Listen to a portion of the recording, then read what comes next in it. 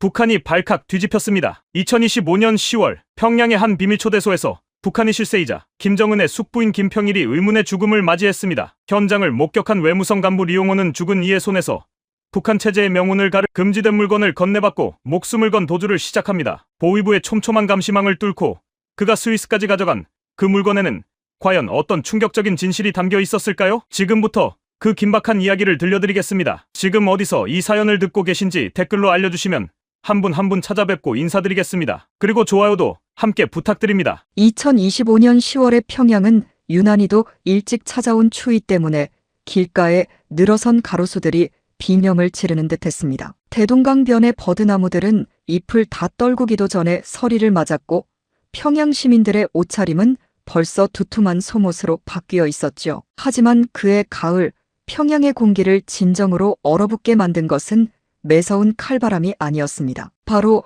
우리 공화국의 큰 어른이자 김정은 위원장의 숙부이신 김평일 동지 주위에 감돌던 불길하고도 서늘한 기운 때문이었습니다. 저는 당시 외무성의 핵심 간부로서 평일 동지를 지근거리에서 보좌하고 있었습니다. 그분은 오랜 해외 대사 생활 덕분에 세상을 보는 눈이 누구보다 넓었고 무엇보다 우리 같은 실무자들을 대할 때면 늘 따뜻한 말 한마디를 건네주시던 인격자이셨습니다. 그런 분이 갑자기 평양 변두리의 삼석구역에 있는 비밀 초대소로 거처를 옮기게 된 것부터가 비극의 시작이었습니다. 평일 동지는 그곳에서 사실상 연금 상태에 계셨습니다. 당에서는 숙부님의 건강을 위해 공기 좋은 곳으로 모셨다고 번드르르하게 떠들어댔지만 평양에 간부치고 그 말을 고지곳대로 믿는 사람은 단 한 명도 없었습니다. 그것은 곧 다가올 피바람, 즉 숙청의 서막이나 다름없었기 때문입니다. 삼석 초대소는 평소에도 인적이 드문 곳이었지만 그날 밤은 유독 달빛조차 구름에 가려 앞이 보이지 않는 칠흑 같은 어둠이 깔려 있었습니다. 저는 평일 동지의 저녁 약과 따뜻한 차를 챙겨드리기 위해 초대소 별채에서 조용히 대기하고 있었죠. 초대소 주변은 보위부 요원들이 개미 새끼 한 마리 지나가지 못하게 겹겹이 에워싸고 있었습니다. 그들은 날카로운 눈빛으로 어둠 속을 감시했고 무전기에서 흘러나오는 지직거리는 소리만이 정적을 깨고 있었습니다. 그런데 갑자기 본체 쪽에서 평소에는 결코 들릴 리 없는 둔탁한 소리와 함께 무언가 묵직한 물체가 바닥에 고꾸라지는 소리가 들렸습니다. 심장이 입 밖으로 튀어나올 것만 같았습니다. 저는 본능적으로 무언가 잘못되었음을 직감하고 주변의 감시를 피해 본체의 뒷창가로 은밀히 다가갔습니다. 커튼 사이로 삐져나온 가느다란 불빛 사이로 보인 광경은 제 평생 잊을 수 없는 지옥 그 자체였습니다. 평일 동지께서 바닥에 쓰러져 계셨고 그 주위로 보위부의 검은 정장을 입은 사내들이 서너 명 서 있었습니다. 그중 한 놈이 손에 든 작은 주사기를 갈무리하며 낮게 의조리더군요. 깔끔하게 끝냈습니다. 이제 보고서에는 심장마비로 적어 올리겠습니다. 그 말을 듣는 순간 제 온몸의 피가 거꾸로 솟구치는 기분이었습니다. 감히 숙부를, 그것도 우리 인민들이 남몰래 등불처럼 의지하던 분을 이렇게 개 잡듯 잡아버리다니요. 주사기에는 무색무취의 치명적인 독극물이 들어있었음이 분명했습니다. 동지의 눈은 차마 감기지도 못한 채 천장을 향해 있었고 그 고결하던 얼굴은 최후의 고통으로 처참하게 일그러져 있었습니다. 저는 비명이 터져나오려는 입을 틀어막고 소리를 죽여 뒷마당에 우거진 숲으로 기어나갔습니다. 하지만 머릿속은 수만 가지 생각으로 어지러웠습니다. 이 사실이 알려지면 평양은 피바다가 될 것이 분명했습니다. 그때였습니다. 갑자기 제 어깨를 누군가 강하게 움켜쥐었습니다. 공포에 질려 비명을 지르려던 찰나 평일 동지의 오랜 충복이었던 늙은 운전사 김영감이 제 입을 막더군요. 그는 눈물범벅이 된 얼굴로 제 손에 작은 비단 보자기 하나를 다급하게 쥐어주었습니다. 리 간부, 동지께서 미리 준비해 두신 것이요. 동지께선 이미 자신이 죽을 것을 예감하고 계셨어. 자네만은 살아서 이 추악한 진실을 세상에 알려야 하네. 자네는 외무성 사람이니 조만간 해외로 나갈 기회가 있을 거야. 그러니 지금 당장 여길 떠나시오. 그 보자기 안에는 낡은 가죽 수첩 하나와 묵직한 금색 열쇠가 들어있었습니다. 저는 김영감을 뒤로하고 칠흑 같은 어둠 속을 미친 듯이 달리기 시작했습니다. 삼석 초대소 근처에 가시던 불이 제 옷을 갈기갈기 찢고 얼굴에 깊은 상처를 냈지만 죽음의 공포 앞에서는 그 어떤 통증도 느껴지지 않았습니다. 뒤편에서 보위부 차량의 육중한 엔진 소리가 들려올 때마다 저는 제 심장 소리가 차 소리보다 더 크게 들려 미칠 것만 같았습니다. 용호동무, 정신 차려야 해. 여기서 잡히면 너뿐만 아니라 내 가족까지 모두 끝이다. 저는 속으로 수천 번을 되뇌며 평양 시내를 향해 그림자처럼 달렸습니다. 다음 날 아침 평양의 모든 신문과 방송은 약속이라도 한 듯 일제히 같은 보도를 쏟아냈습니다. 조선중앙방송의 리춘희 아나운서가 침통한 척 떨리는 목소리로 위대한 영도자 김정은 동지의 숙부이신 김평일 동지께서 오랜 지병인 심장질환으로 갑자기 서거하셨다는 뻔뻔한 거짓말을 늘어놓았습니다. 평양 시내 곳곳에는 조기가 내걸렸고 영문을 모르는 사람들은 길거리에서 억지로 눈물을 짜내며 조문 행렬에 동참했습니다. 저 역시 그 비극적인 기만극의 대열에 섞여 있었습니다. 하지만 제 눈에 보인 것은 슬픔이 아니라 거대한 공포였습니다. 장례식장에서 김정은 위원장이 하얀 손수건으로 눈물을 훔치는 장면을 중계할 때 저는 가슴 깊은 곳에서 구역질이 치밀어 오르는 것을 간신히 참았습니다. 자신이 죽이라고 명령해놓고 세상에서 가장 슬픈 조카인 척 연기를 하는 그 잔인한 위선에 온몸에 소름이 돋았습니다. 평일 동지의 시신은 서둘러 화장되었습니다. 제대로 된 부검은커녕 증거를 완전히 인멸하기 위해 서둘러 한 줌의 죄로 만들어버린 것입니다. 하지만 저는 보았습니다. 장례식장에서 마지막으로 짧게 공개된 동지의 얼굴, 그 창백한 피부 밑으로 희미하게 비치던 검푸른 빛을요. 그것은 결코 자연사가 아니었습니다. 우리 동포들은 그저 높은 분이 돌아가셨으니 마지못해 우는 흉내를 냈지만 저는 그 화려한 장례식 뒤에 숨겨진 추악한 권력의 민낯을 정면으로 보고 있었습니다. 그날 밤 저는 집에 돌아와 이불을 뒤집어 쓰고 소리 없이 오열했습니다. 동지께서 건네주신 그 금색 열쇠가 제 가슴팍을 사정없이 찔러오는 것만 같았습니다. 이후 저는 평양 중구역에 있는 제 집에서 살아있는 시체나 다름없이 지냈습니다. 퇴근하고 돌아와도 사랑하는 아내와 아이들의 얼굴을 똑바로 쳐다볼 수 없었습니다. 밤마다 천장에서 평일 동지의 마지막 비명 소리가 들리는 것 같아 뜬 눈으로 밤을 지새우는 날이 허다했습니다. 제가 품에 숨긴 그 수첩 속에는 김평일 동지가 지난 수십 년간 스위스와 유럽 각지를 돌며 세심하게 기록한 북한 정권의 비자금 관리 내역과 김정은 위원장의 정통성을 근본적으로 부정하는 결정적인 증거들이 가득했습니다. 평일 동지는 살아생전 김일성 주석을 가장 많이 닮았던 분이었기에 그분이 남긴 이 비망록은 현재의 권력자들에게는 심장을 관통하는 치명적인 독이나 다름없었습니다. 이것이 발각되는 날에는 저뿐만 아니라 제 아내, 그리고 이제 막 대학교에 들어가 꿈을 키우던 아들과 어린 딸까지 모두 요덕 수용소의 이슬로 사라질 것이 뻔했습니다. 하지만 그렇다고 이 거대한 진실을 가슴에 묻고 평생 침묵하며 살기에는 제 양심이 도저히 허락지 않았습니다. 동지께서 저를 굳게 믿고 맡기신 그 열쇠, 스위스 베른의 어느 비밀 은행 금고에 잠들어 있을 그 진실의 무게가 저를 매일같이 무겁게 짓눌렀습니다. 아버지, 요즘 왜 이렇게 기운이 없으세요? 어디 편찮으신 건 아니죠?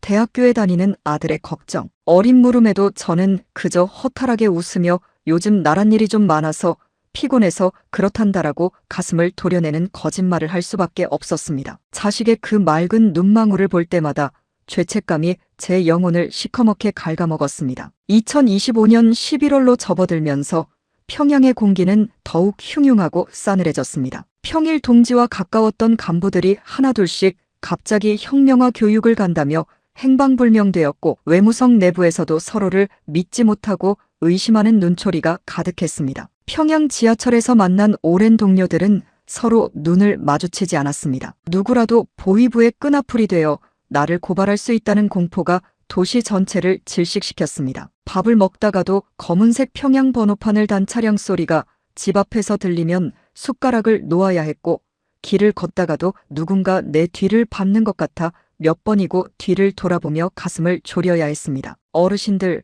여러분도 아시다시피 북한이라는 동네는 옆집에서 밥그릇이 몇 개 있는지까지 다 보고되는 곳 아닙니까? 그런데 김평일 동지 같은 거물을 죽였으니 그 입막음을 얼마나 철저히 하겠습니까? 저는 매일 아침 출근길에 아내의 손을 꼭 잡으며 속으로 슬픈 이별을 연습했습니다. 오늘이 마지막 일지도 모른다는 생각을 하며 문 밖을 나섰습니다. 그것은 단순한 출근이 아니라 매일매일이 사지로 걸어 들어가는 기분이었습니다. 그러던 어느 날 외무성 상급 간부가 저를 아무도 없는 비밀 사무실로 호출했습니다. 리용호 동무, 이번에 자네가 스위스 베른으로 좀 나가줘야겠네. 평일 동지가 생전에 관리하던 자산들과 여러 외교 문건들을 깔끔하게 정리하고 본국으로 회수하는 임무네. 자네가 동지랑 제일 가까웠으니 이 일을 맡기기로 했네. 그 말을 듣는 순간 제 등줄기에 오싹한 소름과 함께 한기가 돌았습니다. 이것은 당이 나를 감시하고 시험하려는 정교한 덫이거나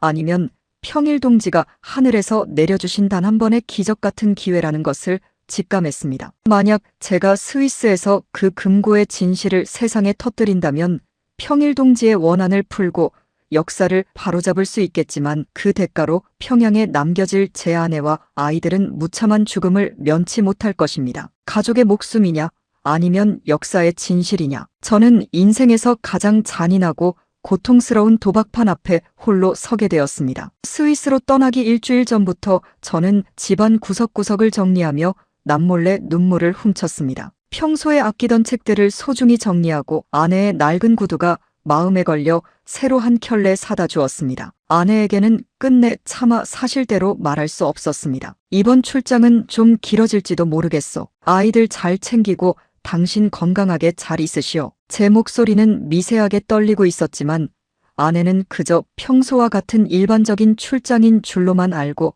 제 넥타이를 정성껏 매만져 주었습니다. 무슨 출장을 한 달이나 가세요? 올 때 아이들 좋아하는 과자랑 제 선물도 잊지 마세요. 아내의 그 해맑고 순박한 목소리가 제 심장을 면도칼로 갈기갈갈이 찢어놓는 것 같았습니다. 제가 없으면 이 가냘픈 여자는 어찌 살 것이며 우리 아이들은 어찌 되겠습니까? 하지만 평일 동지의 마지막 유언, 이 나라를 깨워달라는 그 한마디가 제 귓가를 맴돌며 저를 벼랑 끝으로 밀어넣었습니다. 저는 그날 밤 식구들이 모두 잠든 캄캄한 방 안에서 평일 동지가 남긴 금색 열쇠를 손에 꼭 쥐고 피눈물을 흘리며 맹세했습니다. 동지여, 당신의 억울한 죽음이 절대로 헛되지 않게 하겠다고 맹세합니다. 그리고 제 사랑하는 가족은, 제 가족은 하늘의 뜻에 맡기겠습니다. 그렇게 2025년 10월의 비극은 11월의 잔인한 결단으로 이어졌습니다. 평양의 거리는 여전히 김정은을 찬양하는 가식적인 노래로 가득했지만 그 이면에는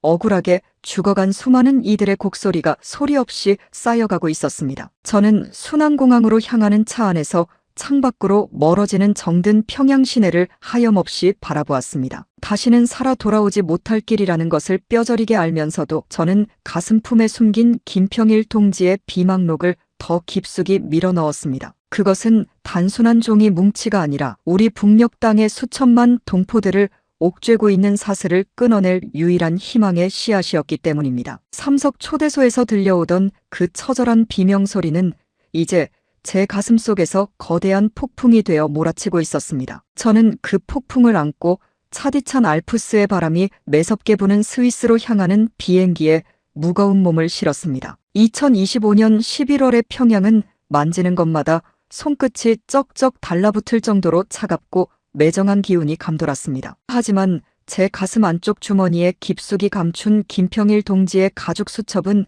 마치 벌겋게 달궈진 인두처럼 제 살결을 사정없이 찢어대며 존재감을 과시하고 있었죠. 스위스로 떠나기 전 저는 외무성의 삼엄한 감시와 도청의 공포를 피해 깊은 밤 홀로 서재에 앉았습니다. 창문을 2중 3중으로 가리고 희미한 스탠드 불빛에 의지한 채 저는 그 금지된 기록들을 한 장씩 떨리는 손으로 넘겨보기 시작했습니다. 그것은 단순한 개인의 일기가 아니었습니다. 우리 공화국이 인민들의 고열을 짜내어 어떻게 간부들의 배를 불리고 있는지, 그리고 우리가 신처럼 떠받들던 백두혈통의 실체가 얼마나 추악한 위선과 허구에 가득 찬 것인지를 낱낱이 고발하는 피해 증언록이자 체제를 뿌리째 흔들 수 있는 역사적 폭탄이었습니다. 수첩의 첫 장을 넘기자마자 저는 숨이 턱 막혀 비명을 지를 뻔한 것을 간신히 참아냈습니다. 거기에는 김평일 동지가 수십 년간 해외 대사로 떠돌며 목격하고 수집한 북한 정권의 추악한 비자금 세탁 경로가 날짜와 장소, 거래 은행과 천문학적인 액수까지 소름 끼치도록 상세히 적혀 있었습니다. 우리 북녘의 인민들은 강평강도라 불리는 고난의 행군 시기에도 옥수수 한 줌을 구하지 못해 길거리에서 꽃제비가 되어 굶어 죽어가는데, 평양의 고위 간부들과 그 일가족들은 스위스제 명품 시계와 화려한 가방을 사들이기 위해 국가의 외화를 마치 제 주머니 돈 쓰듯 물 쓰듯 쓰고 있다. 평일 동지의 서늘하고 정갈한 필체는 종이를 뚫고 나올 듯 날카로웠고, 그 문장 하나하나에는 굶주린 동포들을 향한 절절한 피눈물과 애통함이 서려 있었습니다. 저는 그 구절을 읽으며 제가 그동안 인생을 바쳐 충성을 다해온 이 체제가 얼마나 썩어 문드러진 괴물이었는지 뼛속 깊이 실감했습니다. 어르신들, 여러분도 아시다시피 우리가 예전에 북에서 힘들 때 나라에서 입만 열면 뭐라고 했습니까? 조금만 참으면 기와집에서 고깃국에 이 밥을 실컷 먹여주겠다고 장담하지 않았습니까? 그런데 그 모든 약속은 다 굶주린 인민들을 기만하고 등쳐먹기 위한 새빨간 거짓말에 불과했습니다. 평일 동지는 수첩 곳곳에 자신의 친형이었던 김정일 위원장과 조카 김정은 위원장에 대한 비통하고도 냉철한 심경을 남겨두었습니다. 나의 조카 정은이는 인민의 자애로운 지도자가 아니라 오직 공포와 숙청을 먹고 자라는 잔인한 괴물이 되어버렸다. 자신의 고모부를 수백 발의 고사총으로 무참히 쏴 죽여 형체도 없이 만들고 자신의 피를 나눈 배다른 형제까지 타국의 공항에서 독살하는 자가 어떻게 이 나라의 어버이이자 수령이 될 수 있단 말인가. 이 대목을 읽을 때 제 손등에는 굵은 핏줄이 솟아올랐고 온몸이 사시나무 떨듯 사르르 떨려왔습니다. 우리 외무성 간부들도 장성택 처형 사건이나 김정남 암살 사건이 터졌을 때 대외적으로는 박수를 치며 환호했지만 속으로는 다들 언제 내 목이 날아갈지 몰라 사시나무 떨듯 떨고 있었습니다. 하지만 누구 하나 감히 입 밖으로 그 공포를 내뱉지 못했죠. 그런데 평일 동지는 그 모든 추악한 진실을 정면으로 마주하고 이 작은 수첩에 자신의 목숨을 걸고 기록으로 남겼던 것입니다. 그 기록 속에는 김정은 위원장의 지도자적 정통성을 뿌리째 뒤흔드는 충격적인 사실들도 가감없이 담겨 있었습니다. 그의 어머니 고용이는 제1교포 출신 무용수에 불과했다. 우리 공화국이 그토록 신성시하며 강조하는 백두의 순수혈통이라는 말은 애초에 성립될 수 없는 권력을 유지하기 위해 조작된 가짜 신화다. 저는 이 부분을 읽으며 온몸에 소름이 돋아 자리를 박차고 일어날 수밖에 없었습니다. 평양 시민들이 만경대 가문에 대해 배우며 눈물을 흘리고 충성을 맹세하던 그 정통성이 사실은 철저히 계산된 연극이자 조작된 사기극이었다는 사실을 저는 평일 동지의 수첩을 통해 비로소 명확하게 깨닫게 된 것입니다. 그것은 제 평생을 지배해온 가치관과 신념이 한순간에 뿌리째 뽑혀나가는 도저히 형언할 수 없는 극심한 정신적 고통이었습니다. 수첩을 한 장 한 장 읽어내려갈수록 저는 점점 더 깊은 공포와 각성의 소용돌이에 빠져들었습니다. 평일 동지는 이미 수년 전부터 자신이 권력의 중심부에서 제거될 것임을 직감하고 있었던 것 같습니다. 나를 죽이러 오는 자들은 아마도 내 심장이 스스로 멈췄다고 세상에 발표할 것이다. 하지만 나의 심장은 이 나라의 거대한 불의에 저항하다가 멈춘 것이며 나의 기록은 내가 죽은 뒤에 비로소 살아있는 자들의 잠든 양심을 세차게 깨우는 우렁찬 나팔 소리가 될 것이다. 이 구절에 이르는 순간 저는 왜 동지가 그 위험한 물건들을 수많은 간부 중 하필 저에게 맡겼는지 가슴 깊이 이해하게 되었습니다. 저는 평소 그분과 국제정세에 대해 토론하며 우리 인민들도 이제는 바깥 세상의 진실을 알고 인간답게 살아야 합니다라고 목숨을 걸고 조심스럽게 의견을 냈던 적이 있었습니다. 동지는 그때 저의 눈빛에서 꺼지지 않는 작은 희망의 불꽃을 보셨던 모양입니다. 하지만 각성의 대가는 실로 참혹하고 무거웠습니다. 진실을 알게 된 그 순간부터 평양의 화려한 네온사인 불빛은 모두 가짜 유령들이 춤추는 무대처럼 보였습니다. 출근길에 마주치는 김일성 주석과 김정일 위원장의 거대한 동상도 더 이상 존경과 숭배의 대상이 아니라 수천만 인민의 유골 위에 세워진 거대하고 서늘한 무덤처럼 느껴졌습니다. 외무성 동료들과 비굴한 억지 웃음을 지으며 대화를 나누는 중에도 제 가슴 속에는 당신들도 이 수첩 속에 담긴 진실을 본다면 나처럼 미쳐버리거나 당장 총을 들 거야 라는 비명이 소용돌이쳤습니다. 제가 평생을 바쳐 지켜온 이 나라가 사실은 거대한 연극 무대였고 저는 그 무대 위에서 충성스러운 노예이자 광대 노릇을 해왔다는 자괴감이 저를 밤마다 칼로 베는 듯 괴롭혔습니다. 2025년 11월 중순에 접어들자 평양 시내의 감시는 더욱 극악무도하고 촘촘해졌습니다. 평일 동지의 사망 이후 보위부는 이른바 불순분자 및 잔당 소탕이라는 명목으로 대대적인 가택 수색과 무차별적인 검열을 벌였습니다. 제가 살고 있던 평양 중구역의 간부 전용 아파트에도 매일 밤 보위부원들의 무거운 가죽 구둣발 소리가 복도를 천둥처럼 울려 퍼졌습니다. 리 간부님, 밤늦게 실례합니다. 별일 없으시죠? 요즘 안색이 부쩍 안 좋으시다는 보고가 있습니다. 아파트 경비원이나 보위부 지도원이 건네는 일상적인 인사조차 저에게는 당신의 일거수일투족을 다 지켜보고 있으니 꽃물도 꾸지 말라는 서늘한 협박처럼 들렸습니다. 저는 수첩을 비닐로 몇 겹이나 꽁꽁 싸서 서재 책상 밑바닥 가장 깊숙한 곳에 숨겨두었지만 환청처럼 보위부원들이 문을 부수고 들어와 제 목덜미를 낚아채는 환상에 시달려 며칠 밤을 꼬박 새우며 신경쇠약에 걸릴 지경이었습니다. 어느 날 저녁이었습니다. 평소처럼 소박한 밥상을 마주하고 앉은 아내가 제 떨리는 손을 가만히 잡았습니다. 여보, 도대체 요즘 무슨 고민이 있는 거죠? 잠꼬대로 계속 안 됩니다. 평일 동지, 제발 멈춰주십시오라고 소리치시잖아요. 혹시 돌아가신 동지 일 때문에 보위부에서 당신을 괴롭히는 거예요?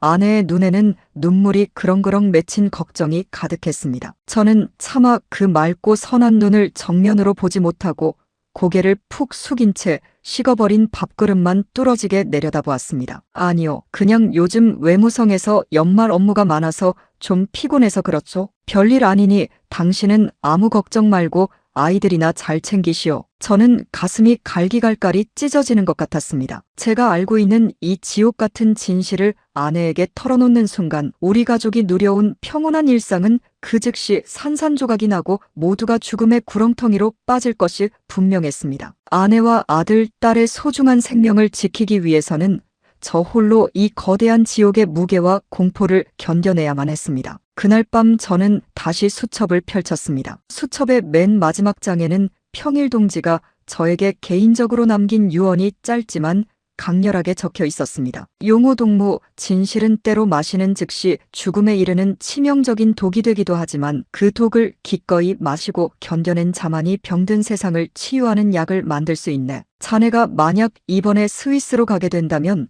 베른의 자이트글록에 시계탑 근처에 있는 비밀 은행으로 꼭 가주게나. 거기엔 내가 훗날 북녘 인민들의 해방을 위해 모아둔 마지막 희망의 자산이 있네. 부디 자네의 사랑하는 가족과 함께 그 희망을 품고 세상 밖으로 나가주게. 동지의 간절한 부탁은 절망과 공포에 떨던 저를 다시 한번 일으켜 세웠습니다. 저는 단순한 체제 이탈자가 아니라 이 나라의 진실을 품은 거룩한 전령사가 되어야 한다는 숭고한 사명감이 제 가슴을 뜨겁게 달구었습니다. 하지만 가장 큰 걸림돌이자 고통은 남겨질 가족들이었습니다. 제가 탈북을 감행한다면 북에 남겨진 아내와 아이들은 어떻게 되겠습니까? 북한의 연좌제는 짐승보다 잔인하고 집요하기 이를 데 없습니다. 아버지가 체제를 배신하고 남조선으로 갔다는 사실이 알려지는 순간 그 자식들은 평생 수용소에서 짐승처럼 썩어가며 죽어야 합니다. 저는 거울 속에 헬쑥해진 제 얼굴을 보며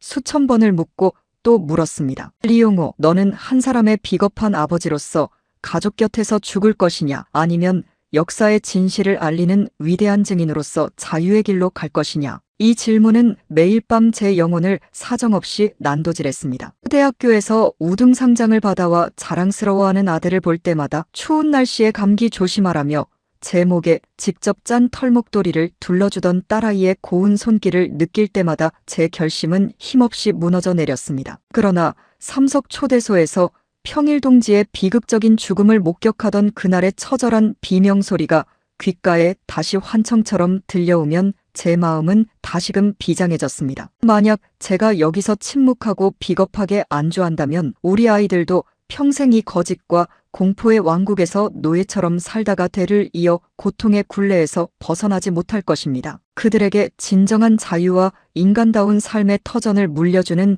유일한 길은 오직 제가 이 진실의 나팔을 세상 밖에서 우렁차게 부는 것뿐이라는 결론에 도달했습니다. 그것은 제 생살이 산채로 떨어져 나가는 것보다 더 큰 고통이었지만 저는 결국 가족의 안이라는 사적인 욕심보다 민족의 진실이라는 거대한 대의를 택하기로 굳게 마음먹었습니다. 2025년 11월 말일, 저는 마침내 외무성 본부로부터 최종 출국 승인 서류를 전달받았습니다. 2026년 1월 초에 스위스 베른으로 떠나 임무를 수행하라는 일정이 확정된 것입니다. 승인 서류를 받아든 제 손은 마른 낙엽처럼 가늘게 파르르 떨리고 있었습니다. 그것은 저에게 광명의 세상으로 향하는 유일한 희망의 티켓인 동시에 사랑하는 아내와 아이들과의 영원한 이별을 뜻하는 잔인한 사형 선고문이기도 했습니다. 저는 그날 이후로 평양의 흙 한 줌, 대동강변의 나무 한 그루까지 제 눈과 가슴에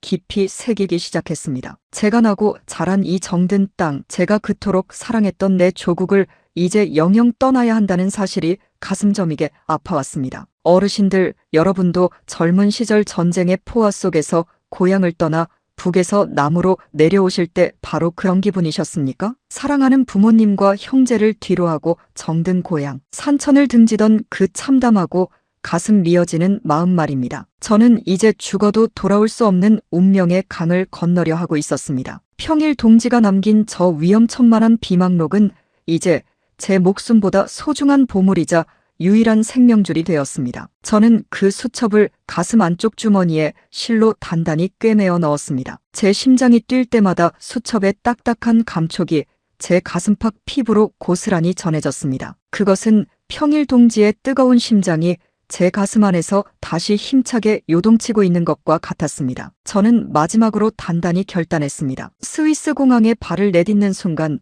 그 금고를 열고 평일 동지의 유언을 전 세계 만천하에 당당히 폭로하겠다고 말입니다. 그리고 북녘 하늘 아래 남겨질 제 가족들에게는 비록 못난 아버지가 지금은 당신들을 버리고 떠나지만 언젠가 우리 민족에게 진정한 자유와 통일의 그날이 오면 이 아버지의 선택을 조금만이라도 이해해달라고 마음속으로 수천 번, 수만 번을 목 놓아 빌고 또 빌었습니다. 평양 순환공항의 차가운 활주로 위에 하얀 눈발이 미친 듯이 거세게 날리기 시작했습니다. 저는 비행기 트랩에 오르기 전 마지막으로 평양 시내 쪽을 아주 길게 눈이 시리도록 바라보았습니다. 안녕히 계십시오. 그리고 제발 꼭 살아남아 주십시오. 제 입술 끝에서만 맴돌던 그 절절한 이별 인사는 평양의 차가운 겨울바람에 흩어져 영영 사라졌습니다. 이제 저는 진실의 무게를 짊어진 채 눈 덮인 알프스의 고독한 이방인이 되기 위해 멀고도 험한 자유의 길을 떠납니다. 평일 동지의 유산이 저를 광명의 땅으로 인도해 줄지 아니면 거대한 권력의 음모 속에 가두어 버릴지 알 수 없는 채로 말입니다. 2026년 1월 초순의 평양은 살점을 저미는 듯한 칼바람이 몰아치고 있었습니다. 스위스 베른으로 떠나기로 예정된 날을 단 하루 앞둔 그날 밤, 저는 평소보다 훨씬 일찍 평양 중구역에 있는 집으로 발걸음을 옮겼습니다. 평소 같으면 외무성 동료들과 대동강가에서 독한 술이라도 한 잔 나누며 출장 전야의 긴장을 풀었겠지만 그날만큼은 사랑하는 아내와 아이들의 얼굴을 단 1분, 1초라도 더 제 눈과 가슴에 깊이 담고 싶었습니다. 제가 걸어가는 평양의 거리는 겉보기에 화려한 평전이나 여명거리의 전등불로 번쩍였지만 제 눈에는 그 불빛들이 마치 언제 꺼질지 모르는 위태로운 촛불처럼 보였습니다. 김평일 동지가 비극적으로 세상을 떠난 지 불과 몇 달 만에 저는 그가 남긴 진실의 비망록을 심장 가까이 품에 안고 사랑하는 가족을 사지로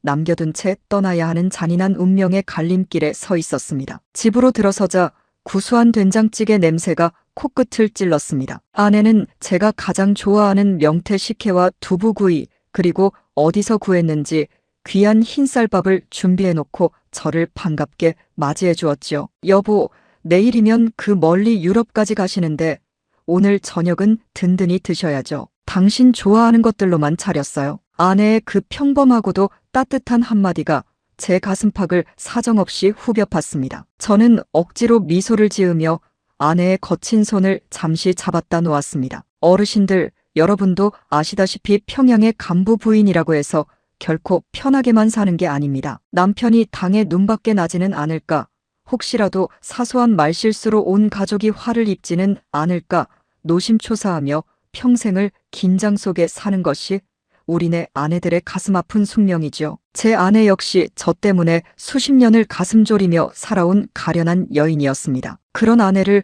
이제 저는 영원히 돌아올 수 없는 지옥 속에 홀로 남겨두려 하고 있었습니다. 식탁에 둘러앉은 아들과 딸은 아무것도 모른 채 그저 아버지가 해외에서 사올 선물 이야기로 꽃을 피웠습니다. 대학교에서 경제학을 공부하는 아들은 스위스의 경제 체제와 화폐 단위에 대해 묻기도 하고, 이제 막 사춘기에 접어든 딸아이는 예쁜 시계나 달콤한 초콜릿을 사다 달라며 제 팔을 흔들며 응석을 부렸습니다. 아이들의 맑은 웃음소리가 집안에 가득할수록 제 목구멍에는 뜨거운 가시가 걸린 듯 밥알이 도무지 넘어가지 않았습니다. 이 아이들이 내일이면 아버지를 원망하게 되겠구나. 아니, 당에서 내리는 그 모진 고문과 박해를 이 어린 것들이 어찌 견뎌낼까. 그런 생각을 하니 시야가 흐릿해져 숟가락을 몇 번이나 놓을 수밖에 없었습니다. 저는 아이들의 머리를 한 번씩 정성스레 쓰다듬어주며 속으로 수천 번, 수만 번을 빌었습니다. 미안하다. 정말 미안하다. 이 못난 아버지가 너희에게 줄 수 있는 유일한 선물은 이 나라가 어떤 곳인지 증언하는 것뿐이구나. 부디 나를 용서하지 마라. 식사를 마치고 아이들이 각자의 방으로 들어가고 난 뒤 서재에서 짐을 꾸리는 제 곁으로 아내가 조용히 다가왔습니다. 아내는 제가 챙겨 넣은 얇은 와이셔츠들을 다시 꺼내 꼼꼼하게 다림질을 하며 한참 동안 말이 없다가 조용히 입을 열었습니다. 여보, 이번 출장은 유난히 제 마음이 놓이지 않네요. 김평일 동지께서 그렇게 허망하게 가시고 나서 당신 안색이 하루도 편한 날이 없었잖아요. 밤마다 식은땀을 흘리며 가위 눌리는 모습을 보면서 제가 얼마나 무서웠는지 아세요? 혹시 제가 모르는 무슨 위험한 일에 휘말리신 건 아니죠? 아내의 예리하고도 떨리는 질문에 저는 가슴이 철렁 내려앉았습니다. 평생을 함께 해온 아내는 이미 제 눈빛 속에 담긴 비장한 결단과 이별의 예감을 본능적으로 읽어내고 있었던 것입니다. 저는 다림질을 하던 아내의 손을 멈추게 하고 품속 깊은 곳에서 조심스럽게 작은 비단 주머니 하나를 꺼냈습니다. 그 안에는 제가 결혼 10주년 때 갖은 고생 끝에 구해 선물했던 이제는 빛바랜 낡은 금가락지가 들어 있었습니다. 저는 아내의 주름진 네 번째 손가락에 그 가락지를 다시 끼워주며 생전 처음으로 아주 길게 아내의 눈동자를 뚫어지게 응시했습니다. 여보, 이 가락지 절대 빼지 마시오. 혹시라도, 정말 혹시라도 내가 예정보다 늦게 돌아오거나 갑자기 소식이 닿지 않더라도 나를 너무 원망하지 마시오. 당신과 우리 아이들을 사랑하지 않아서가 아니라 내가 인간으로서 반드시 해야만 하는 일이 있어서 그런 것이니 말이오. 제 목소리는 억누르려 해도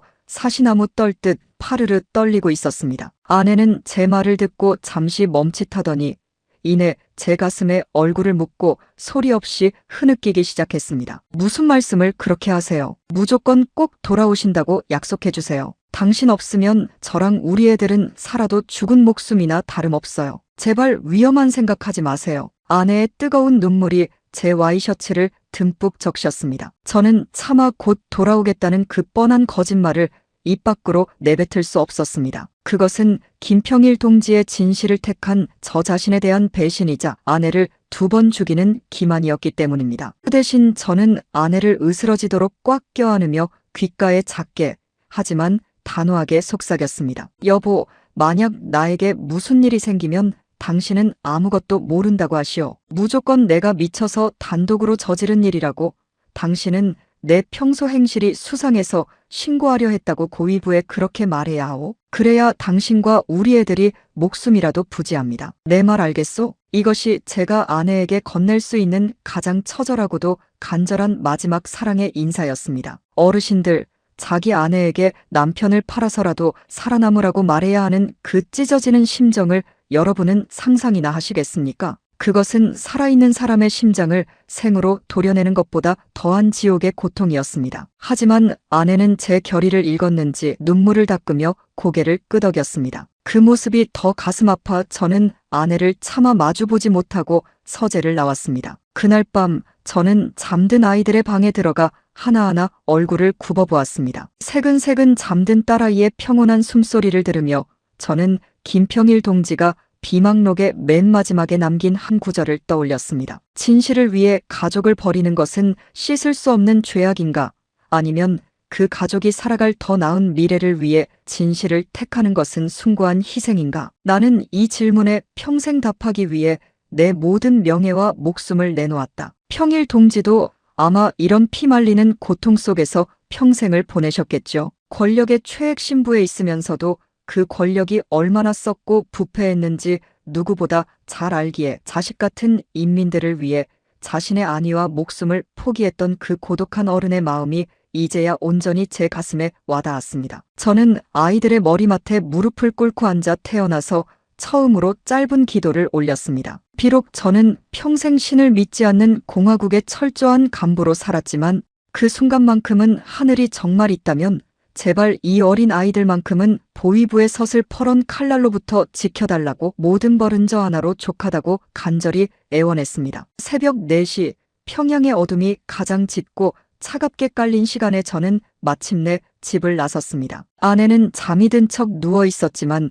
제가 현관문을 열고 나설 때 그녀의 가녀린 어깨가 가늘게 떨리는 것을 저는 분명히 보았습니다. 아내 역시 이미 알고 있었던 것입니다. 이것이 우리 생의 마지막 만남이자 이별이라는 것을요. 저는 문 밖으로 나와서도 차마 뒤를 돌아보지 못했습니다. 단 한 번이라도 뒤를 돌아보는 순간 제 결심이 모래성처럼 무너져 내려 다시 집 안으로 뛰어들어가 가족들을 붙잡고 통곡할 것만 같았기 때문입니다. 순환공항으로 향하는 관용차 안에서 저는 창밖으로 멀어지는 우리 집 아파트 단지를 눈이 빠지도록 뚫어지게 바라보았습니다. 평양의 거리는 이제 막 교대 근무를 마친 보위부 요원들과 순찰대원들이 번뜩이는 늑대의 눈으로 사람들을 감시하고 있었습니다. 공항에 도착하자 외무성 동료들이 몇몇 배웅을 나왔습니다. 그 중에는 저를 감시하기 위해 당에서 특별히 파견한 보위부 요원도 섞여 있었습니다. 그는 제 짐가방을 유심히 쳐다보며 리 간부 동지, 짐 속에 뭐 그리 귀중한 서류라도 들었습니까? 가방을 아주 제 몸같이 소중히 다루시는군요라며 뼈가 있는 농담을 던졌습니다. 저는 순간 심장이 멎을 듯 놀랐지만 수십 년간 다져온 외교관의 침착함으로 대답했습니다. 평일 동지께서 생전에 아끼시던 유품들과 해외 서류들이 좀 들어있어서 그렇소. 본국을 위해 잘 정리해야 하지 않겠소? 제 대답에 그는 의심스러운 눈초리로 고개를 끄덕이며 물러났지만 그 서늘한 시선은 비행기 트랩에 오르는 순간까지 제 등 뒤를 끈질기게 따라다녔습니다. 비행기 트랩을 한 계단씩 오르며 저는 평양의 공기를 마지막으로 크게 들이켰습니다. 차고 매캐한 석탄 연기가 섞인 평양 특유의 공기. 이 공기가 비록 우리를 수십 년간 억압하고 숨막히게 했을지언정 이곳은 제 조국이고 제 사랑하는 가족이 숨쉬는 유일한 곳이었습니다. 김평일 동지가 그토록 사랑했고 그만큼 가슴 아파하며 고치려 했던 이 땅을 뒤로하고 저는 이제 알프스의 차가운 이방인이 되려 합니다. 제 가슴 안감에 실로 단단히 꿰매어 넣은 비망록의 무게가 그 어느 때보다 무겁고 뜨겁게 느껴졌습니다. 이 얇은 수첩 하나에 우리 가족의 목숨과 북녘 땅 수천만 동포의 진실이 달려있다는 사실에 손바닥에 식은땀이 흥건히 고였습니다. 비행기가 활주로를 거칠게 박차고 떠오르자 창밖으로 평양 시내가 한눈에 들어왔습니다. 대동강이 추위에 꽁꽁 얼어붙어 하얗게 띠를 두르고 있고 주최 사상탑의 붉은 횃불 불빛이 점점 멀어져 갔습니다. 저는 눈을 질끈 감고 아내에게 건넸던 마지막 인사를 다시 한번 가슴속으로 되새겼습니다. 여보, 나를 마음껏 원망하오. 하지만 절대로 나를 잊지는 마오. 내가 이 길을 가는 이유는 우리 아이들이 더 이상 거짓된 세상에서 무릎 꿇고 노예처럼 살지 않게 하기 위함이오. 내 사랑을 믿어주오. 어르신들, 여러분도 보릿고개를 넘고 전쟁의 포화를 겪으며 수많은 생이별을 해보셨겠죠. 하지만 나라를 위해 그리고 죽은 동지의 진실을 위해 사랑하는 사람을 사지에 홀로 두고 떠나는 이아비의 마음은 말로 다 설명할 수 없는 시커먼 지옥이었습니다. 비행기가 구름 위로 높이 솟구치자 평양의 하늘은 이제 보이지 않았습니다. 오직 제 앞에는 김평일 동지가 남긴 거대한 숙제와 그 진실을 세계 만천하에 밝혀야 한다는 사명감만이 서슬퍼렇게 나를 세우고 있었습니다. 저는 이제 스위스 베른에서 그 운명의 금고를 열어야 합니다. 그 금고 속에는 과연 우리를 구원할 희망의 빛이 들어있을까요? 아니면 제 가족을 파멸로 몰아넣을 또 다른 비극의 그림자가 기다리고 있을까요? 저는 떨리는 마음을 간신히 다잡으며 김평일 동지의 마지막 인자한 눈빛을 떠올렸습니다. 용호동무, 부디 용기를 내게. 자네 뒤에는 내가 있네. 그 목소리가 환청처럼 귓가를 울리는 듯 했습니다. 2026년 1월 초순, 비행기가 스위스 취리히 공항의 활주로에 미끄러지듯 소리 없이 내려앉았을 때 제 차가운 뺨을 가장 먼저 때린 것은 알프스 산맥의 만년설을 넘어온 서늘하고도 이국적인 공기였습니다. 평양 순환공항의 공기가 낡은 석탄가루와 매캐한 연기, 그리고 억눌린 삶의 무게로 가득 찼던 것과는 대조적으로 이곳 스위스의 공기는 지나치게 깨끗하고 투명해서 오히려 제 좁은 숨통을 죄어오는 듯한 기묘한 압박감을 주었습니다. 저는 외무성 대표부에서 미리 준비해둔 검은색 관용차에 몸을 싣고 곧장 베른으로 향했습니다. 차창 밖으로 펼쳐지는 스위스의 풍경은 동화 속 그림처럼 평화롭고 아름다웠지만 제 눈에는 그 모든 목가적인 풍경이 김평일 동지가 수십 년간 겪어야 했던 고독한 망명 생활의 처연한 잔영처럼 보였습니다. 평일 동지께서는 이 아름다운 나라에서 겉으로는 화려한 대사 생활을 하면서도 단 한순간도 북녘 땅에서 강냉이 한 줌을 못 구해 죽어가는 인민들을 잊지 못하고 가슴을 시꺼멓게 태우셨을 테니까요. 베른에 도착하자마자 저는 시내 중심가에 위치한 우리 공화국 대표부 숙소에 짐을 풀었습니다. 하지만 가방을 채 열기도 전에 제 뒤를 그림자처럼 끈질기게 따라붙는 서늘한 시선이 느껴졌습니다. 이번 스위스 출장의 지원 업무라는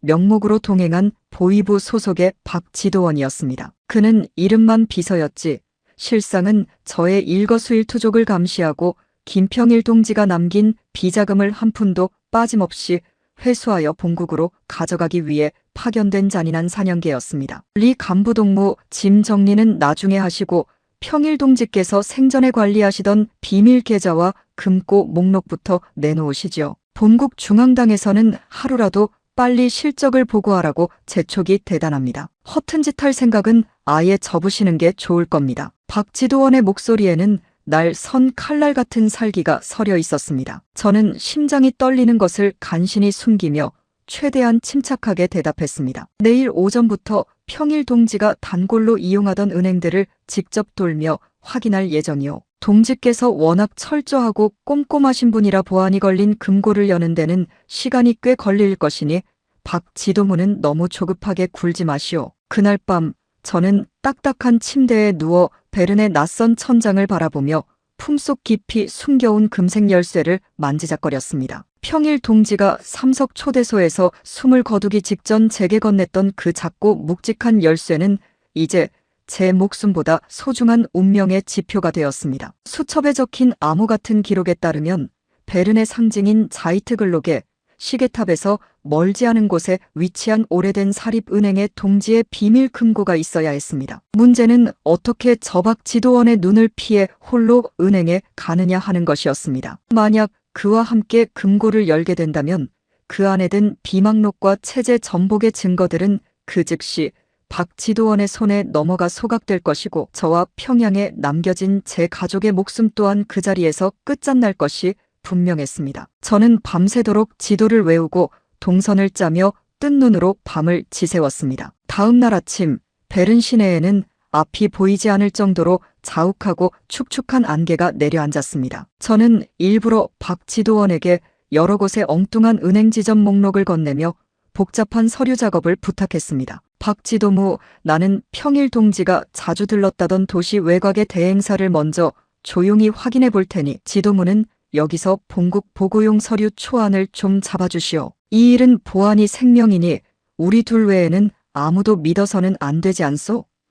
제 신뢰를 가장한 정교한 제안에 박 지도원은 잠시 의심하는 듯 눈을 가늘게 뜨더니 이내 실적에 눈이 멀어 고개를 끄덕였습니다. 저는 그 찰나의 틈을 타 숙소를 빠져나와 베른의 구시가지 돌길 위를 미친 듯이 달리기 시작했습니다. 안개 낀 거리에 제 구둣발 소리가 요란하게 울려 퍼졌습니다. 심장은 터질 듯이 요동쳤고 등 뒤에서는 자꾸만 보위부의 고함이 들려오는 환청이 들려 몇 번이고 뒤를 돌아보며 가슴을 졸여야 했습니다. 자이트글록의 시계탑의 거대한 종소리가 둔중하게 11시를 알릴 때 저는 마침내 육중한 석조 건물로 된 유서 깊은 사립 은행 앞에 도착했습니다. 수백 년의 역사를 자랑하는 그 은행은 마치 거대한 바위 요새처럼 보였습니다. 저는 떨리는 손으로 평일동지가 남긴 위임장과 금색 열쇠를 내밀었습니다. 은행 직원은 무표정한 얼굴로 서류를 한참이나 대조하고 컴퓨터를 두드리더니 마침내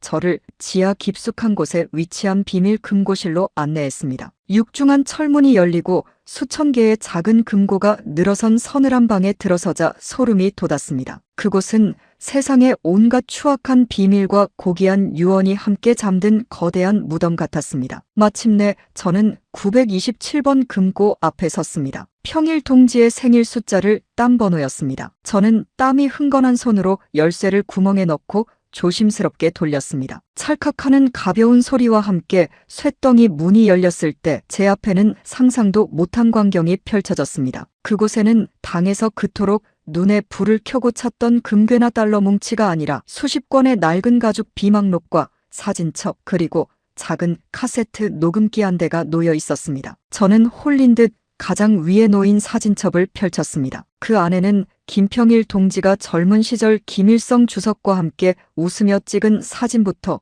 해외에서 만난 이름 모를 외국 지식인들과 진지하게 토론을 나누는 모습들이 가득했습니다. 그리고 사진첩 갈피마다 끼워진 낡은 쪽지에는 이런 글귀가 적혀 있었습니다. 나의 조국은 인민의 피와 눈물로 쌓아올린 가짜 성벽이다. 나는 이 성벽을 허물고 진정한 인간의 권리가 숨쉬는 나라를 세우고 싶었다. 그 꿈을 위해 나는 평생을 이방인으로 살았다. 저는 그 차가운 지하 금고실 바닥에 주저앉아 소리 없이 오열했습니다. 김평일 동지는 단순히 비자금을 숨겨둔 것이 아니었습니다. 그는 이 나라의 왜곡된 역사를 바로잡을 진실된 기록과 자신이 꿈꿨던 자유북한의 설계도를 이곳에 목숨처럼 보존하고 있었던 것입니다. 비망록을 급히 훑어보니 김정은 위원장의 문란한 사생활부터 노동당 핵심 간부들이 어떻게 유럽 은행들을 통해 인민들의 돈을 빼돌렸는지 그 부패의 사슬이 소름 끼치도록 자세히 기록되어 있었습니다. 이것이 세상에 알려진다면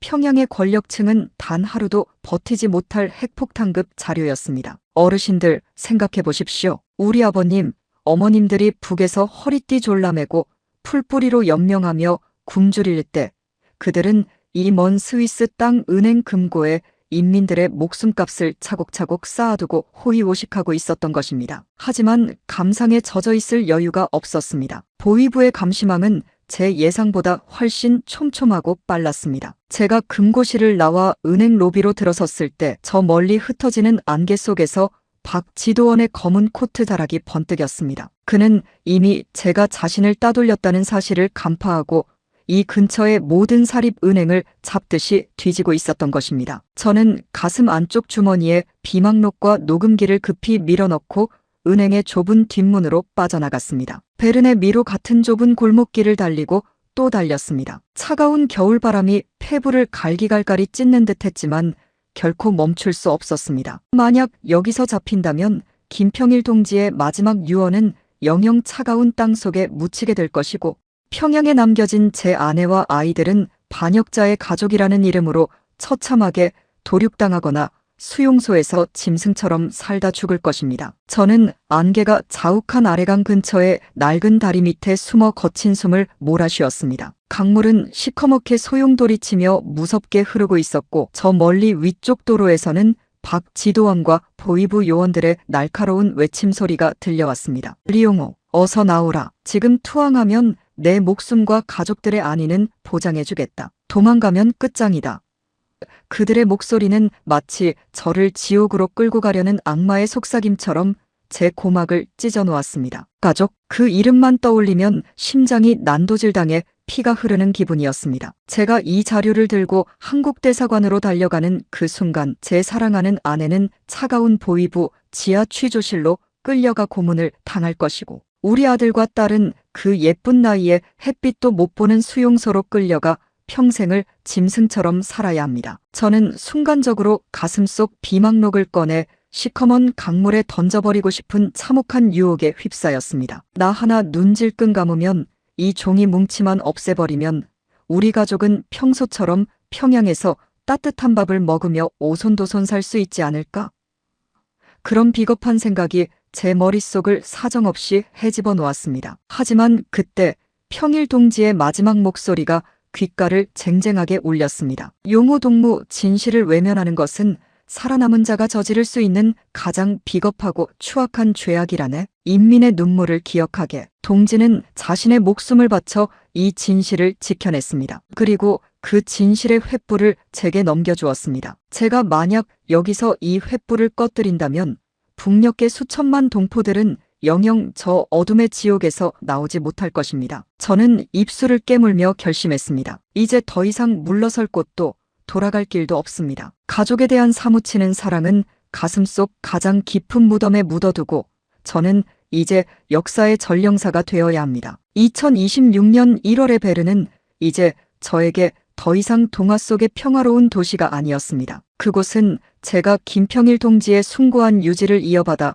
체제라는 거대한 악의 괴물과 맞서 싸워야 하는 단 하나의 전쟁터였습니다. 저는 품 안에 녹음기를 켰습니다. 그 안에서는 평일 동지의 나지막하고 인자하지만 강단 있는 목소리가 흘러나왔습니다. 이 소리를 듣는 자여, 그대가 누구든 부디 우리 인민의 고통을 멈춰주게. 진실만이 우리를 자유롭게 하리라. 저는 그 목소리를 유일한 지침 삼아 다시 짙은 안개 속으로 결연히 발을 내디뎠습니다. 박지도원의 추격은 점점 더 숨통을 죄어오듯 가까워졌습니다. 베른의 웅장한 대성당 그림자가 제 위를 검게 덮칠 때 저는 제 인생의 가장 길고 어두운 밤이 비로소 시작되었음을 온몸으로 느꼈습니다. 하지만 제 손에는 김평일 동지가 남긴 빛나는 진실의 열쇠가 꽉 쥐어져 있었습니다. 저는 이 열쇠로 닫힌 자유의 문을 반드시 열어젖힐 것입니다. 설령 그 길이 제 아내와 아이들의 희생을 딛고 가야 하는 피눈물 나는 지옥길일지라도 저는 결코 멈추지 않을 것입니다. 비망록의 무게가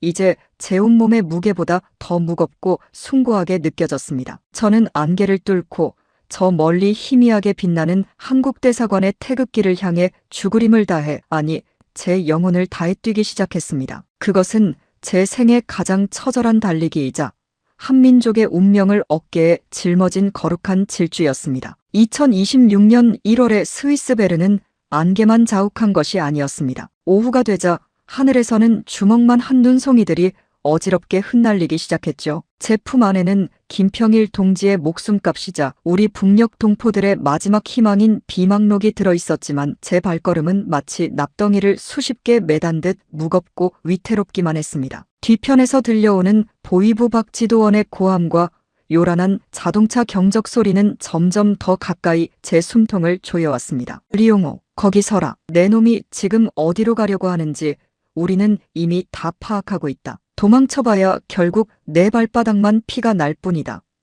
그들의 외침은 베른의 고요한 구시가지 골목길을 찢어놓았고 저는 그 소리를 피해 미로처럼 복잡한 돌길을 미친 듯이 달렸습니다. 차가운 눈발이 눈 속으로 사정없이 들어와 앞을 가렸지만 저는 결코 멈출 수 없었습니다. 여기서 만약 잡히기라도 한다면 김평일 동지가 목숨과 바꾼 모든 진실은 영영 차가운 눈 속에 파묻혀 사라질 것이기 때문입니다. 저는 베른 시내를 굽이 흐르는 아래강의 낡은 다리를 건너며 저 멀리 안개 속에서 희미하게 일렁이는 대한민국 대사관의 태극기를 바라보았습니다. 그 태극기가 마치 어둠 속에서 저를 부르는 구원의 손길처럼 혹은 평생을 기다려온 어머니의 품처럼 느껴졌습니다. 하지만 대사관으로 향하는 주요 길목에는 이미 보위부 놈들이 배치한 시커먼 승용차들이 길을 막아서고 있었습니다. 놈들은 제가 막다른 골목에 몰리면 어디로 향할지 이미 뱀처럼 영악하게 짐작하고 있었던 것입니다. 어르신들 생각해 보십시오. 낯선 이국 땅에서 말 한마디 통하지 않는 외국인들에게 도움을 청할 수도 없고 오직 내 조국이라 믿고 평생을 바쳤던 놈들에게 쫓기는 그 심정이 오죽했겠습니까? 그것은 포수에게 쫓기는 눈먼 사슴의 심정보다 100배, 천배는 더 처참하고 외로운 것이었습니다. 발바닥의 감각은 이미 사라진 지 오래였고 폐부에서는 비릿한 피냄새가 올라왔습니다. 저는 방향을 급히 틀어 베른 외곽의 울창한 숲길로 몸을 던졌습니다. 눈이 무릎을 넘어 가슴팍까지 차오르는 험한 산길이었지만 저는 평소 김평일 동지께서 저를 격려하며 말씀하시던 구절을 떠올리고 또 떠올리며 정신을 다잡았습니다. 용호동무, 진리는 늘 험난한 고개 너머에 있는 법일세. 다리가 부러질 듯 힘들 때마다 굶주림에 지쳐 쓰러진 우리 인민들의 마른 손마디를 생각하게. 우리가 멈추면 그들은 영영 일어서지 못하네. 평일 동지께서는 늘 자신보다 우리 북녘의 가난한 인민들을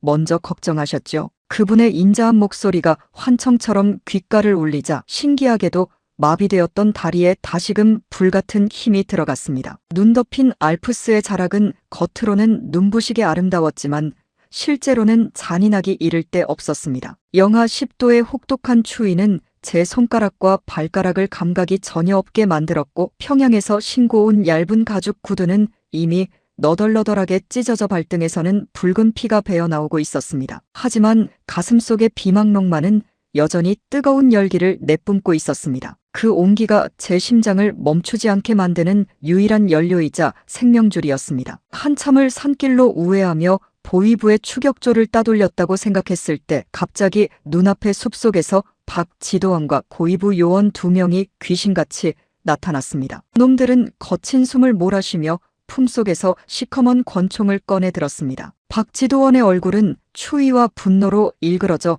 악마와 다름없어 보였습니다. 리용호, 이제 더 이상 갈 곳이 없다. 그 수첩 순순히 내놓고 지금이라도 우리를 따라오면 내 가족의 목숨만은 보장해주겠다고 당의 이름으로 약속하마. 박지도원의 비열하고 가증스러운 웃음을 보며 저는 마지막 결심을 굳혔습니다. 여기서 죽더라도 내 살점이 찢기더라도 이 진실의 기록만큼은 결코 저 짐승들에게 뺏기지 않겠다고 말입니다. 저는 품 안에서 김평일 동지가 생전에 주었던 작은 녹음기를 꺼내 하늘 높이 치켜들었습니다. 이 안에는 너희들의 추악한 범죄 사실과 비자금 내역이 다 들어있다. 내가 여기서 한 걸음이라도 더 잘못되면 이 모든 자료는 자동으로 세계 언론과 인권단체에 뿌려질 것이다. 나를 죽여보라. 그러면 너희 정권도 끝장이다.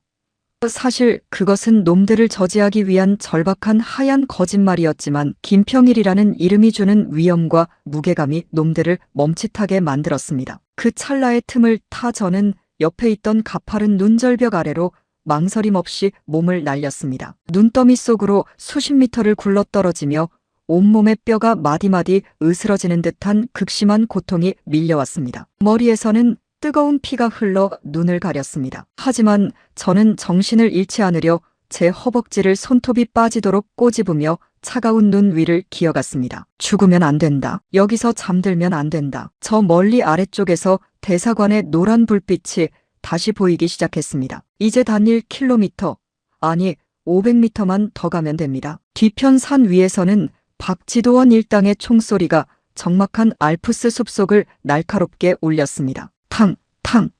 소리가 들릴 때마다 차가운 눈가루가 제 머리 위로 쏟아졌고 저는 눈밭에 얼굴을 묻으며 전진했습니다. 저는 속으로 하늘에 대고 빌고 또 빌었습니다. 하늘이시여, 만약 정말 계신다면 제발 저를 도와주십시오. 제가 죽는 것은 조금도 두렵지 않으나 김평일 동지의 이 진실이 영영 사라지는 것만은 제발 막아주십시오. 드디어 대한민국 대사관의 육중한 철제 정문이 눈앞에 나타났습니다. 하지만 정문 바로 앞에는 박지도원이 미리 무전으로 보낸 또 다른 차량 한 대가 길을 가로막고 대기하고 있었습니다. 놈들은 차에서 내려 몽둥이와 쇠파이프를 들고 저를 향해 짐승처럼 달려오고 있었죠. 저는 마지막 남은 영혼의 힘까지 쥐어짜내어 대사관 담벼락을 향해 온몸을 던졌습니다. 사람 살려주십시오. 저는 북조선 외무성 고위 간부 리용호입니다. 김평일 동지의 마지막 유언을 가져왔습니다. 제발 문을 열어주십시오. 제 처절한 절규가 베른의 새벽 공기를 찢고 울려 퍼졌습니다. 그때였습니다. 대사관에 굳게 닫혔던 철문이 서서히 열리며 한국 보안 요원들이 튀어나오는 것이 보였습니다. 박지도원은 당황하여 제 뒷덜미를 억세게 잡으려 했지만 이미 늦었습니다. 저는 한국 요원들의 따뜻한 품 안으로 쓰러지듯 안겼습니다. 박지도원은 대사관 정문 바로 밖에서 미친 듯이 발을 구르며 소리를 질러댔습니다. 리용호, 이 반역자놈아, 내 놈이 정령가족을 버리고 남조선 괴뢰들에게 몸을 던진단 말이냐. 내 아내와 자식들은 오늘부로 요덕 수용소에서 죽은 목숨이다. 평생을 후회하며 살게 될 것이다. 그 악마 같은 저주의 외침이 제 가슴에 시뻘겋게 달궈진 대모처럼 박혔습니다. 아내의 선한 얼굴, 아들의 듬직한 미소, 딸아이의 애교 섞인 목소리가 주마등처럼 뇌리를 스쳐 지나갔습니다. 저는 요원의 품에 안긴 채 대사관 안쪽으로 질질 끌려 들어가며 피눈물을 쏟아냈습니다. 여보, 내 새끼들아, 이 아버지를 제발 용서하지 마라. 나는 결국 너희의 목숨보다 더 큰 민족의 진실을 택하고 말았구나. 대사관 건물의 육중한 방탄문이 둔탁한 소리를 내며 닫히는 순간 저는 비로소 제가 자유의 땅에 발을 들였음을 온몸으로 실감했습니다. 하지만 그 자유는 제 가장 소중한 가족들의 목숨과 맞바꾼 세상에서 가장 슬프고도 감당하기 힘든 무거운 자유였습니다. 대사관 안에 아늑하고 따뜻한 방에 눕혀졌을 때 제일 먼저 제 시야에 들어온 것은 한국 외교관의 인자하고 걱정 어린 얼굴이었습니다. 이제 괜찮습니다. 고생 많으셨습니다. 리용호 선생님. 여기는 안전한 대한민국 영토입니다. 그 선생님이라는 호칭이 평생을 들어온 어떤 칭호보다 낯설고도 가슴 벅차게 들렸습니다. 평생을 동문화 간부동지로 불리며 끊임없는 감시와 통제, 그리고 당에 대한 맹목적인 충성만을 강요받았던 저에게 그 따뜻한 말 한마디는 비로소 제가 한 명의 독립된 인간으로 대접받기 시작했음을 눈물겹게 알려주었습니다. 저는 마비된 손가락을 움직여 떨리는 손으로 가슴팍에 찢어진 옷자락을 더듬어 김평일 동지의 비망록을 꺼냈습니다. 피와 땀 그리고 녹아내린 눈으로 얼룩진 그 낡은 가죽 수첩을 건네주며 저는 마지막 힘을 다해 쥐어짜듯 말했습니다. 이것을 부디 전 세계에 알려주십시오. 이것이 억울하게 죽어간 김평일 동지의 마지막 소원이자 우리 북녘 인민들의 목숨값입니다. 비망록을 받아든 한국 요원의 손도 그 무게를 느꼈는지 가늘게 떨리고 있었습니다. 그는 조심스럽게 수첩의 첫 장을 넘기더니 이내 엄숙하고도 숙연한 표정으로 저를 바라보았습니다. 그 안에는 김평일 동지가 마지막 순간까지 자신의 생명을 걸고 지키려 했던 북한 정권의 추악한 민낯과 인민들의 고통스러운 진실이 고스란히 담겨 있었으니까요. 저는 그제야 온몸의 긴장이 풀리며 정신이 아득해지는 것을 느꼈고 깊고도 어두운 잠속으로 빠져들었습니다. 꿈속에서는 평양의 삼석 초대소에서 돌아가신 김평일 동지가 예의 그 인자한 모습으로 활짝 웃으며 저를 맞이해주고 있었습니다. 용호 동무, 정말 고생 많았네. 이제 자네가 우리 불쌍한 인민들의 감긴 눈을 뜨게 해주게나. 나는 이제 편히 쉬겠네. 그분의 두툼하고 따뜻한 손길이 제 상처난 이마를 부드럽게 짚어주는 것 같았습니다. 2026년 1월의 그 눈 내리는 밤, 저는 비로소 육체적인 도주와 공포의 시간을 끝냈습니다. 하지만 제 영혼의 절반은 여전히 평양의 차가운 보위부 지하 감옥에서 고초를 겪고 있을 제 사랑하는 가족들을 향해 피를 흘리며 달려가고 있었습니다. 어르신들, 여러분은 사랑하는 가족을 사지에 홀로 남겨두고 자신만 살아남은 자의 그 지옥 같은 고통을 아십니까? 밥을 한술 떠넣어도 모래알을 씹는 것 같고 아무리 따뜻한 방에 누워도 송곳방석에 앉은 듯한 그 죄책감 말입니다. 저는 이제 남은 평생을 그 죄책감이라는 무거운 멍에를 지고 속죄하며 살아가야 할 것입니다. 하지만 저는 단 한순간도 제 선택을 후회하지 않습니다. 김평일 동지가 목숨 바쳐 보여준 그 진실의 빛이 언젠가는 우리 가족이 갇힌 저 거대한 어둠의 성벽을 반드시 무너뜨릴 것이라 굳게 믿기 때문입니다. 베른의 대사관 창밖으로 소리 없이 내리는 눈은 어느덧 온 세상을 하얗고 정결하게 덮고 있었습니다. 그 순백의 눈처럼 김평일 동지가 그토록 간절히 꿈꿨던 깨끗하고 정의로운 나라가 우리 북녘 땅에도 곧 기적처럼 찾아오기를 간절히 기도하며 저는 무거운 눈을 감았습니다. 이제 저는 제 이 인생의 두 번째 막을 시작하려 합니다. 그것은 더 이상 비굴한 탈북자가 아닌 한 시대를 증언하는 역사의 목격자로서의 삶입니다. 비망록 속에 담긴 그 추악하고 소름 끼치는 진실들이 하나둘 세상 밖으로 터져나와 정권을 뒤흔들 때마다 저는 평양에 있는 제 가족들이 조금이라도 더 자유에 가까워지기를, 그리고 언젠가 다시 만날 날이 오기를 염원할 것입니다. 이것이 제가 죽을 각오로 알프스의 설원을 넘은 단 하나의 이유이자 제 삶의 마지막 목적이었습니다. 2026년 1월 중순, 대한민국 대사관의 육중한 방탄철문 안쪽은 바깥 알프스의 살벌한 칼바람과는 대조적으로 평온하고 아늑한 온기가 감돌고 있었습니다. 하지만 제 마음은 여전히 영하 20도의 평양 만수대 언덕을 헤매고 있었죠. 대사관 내부의 비밀보호실에 안치된 저는 제일 먼저 한국 정부의 정보 전문가들과 마주 앉아 김평일 동지가 목숨과 맞바꾸어 남긴 그 낡은 가죽 비망록을 해독하기 시작했습니다. 책상 위에 그 수첩을 올려두었을 때 방 안의 공기가 일순간 숙연해지는 것을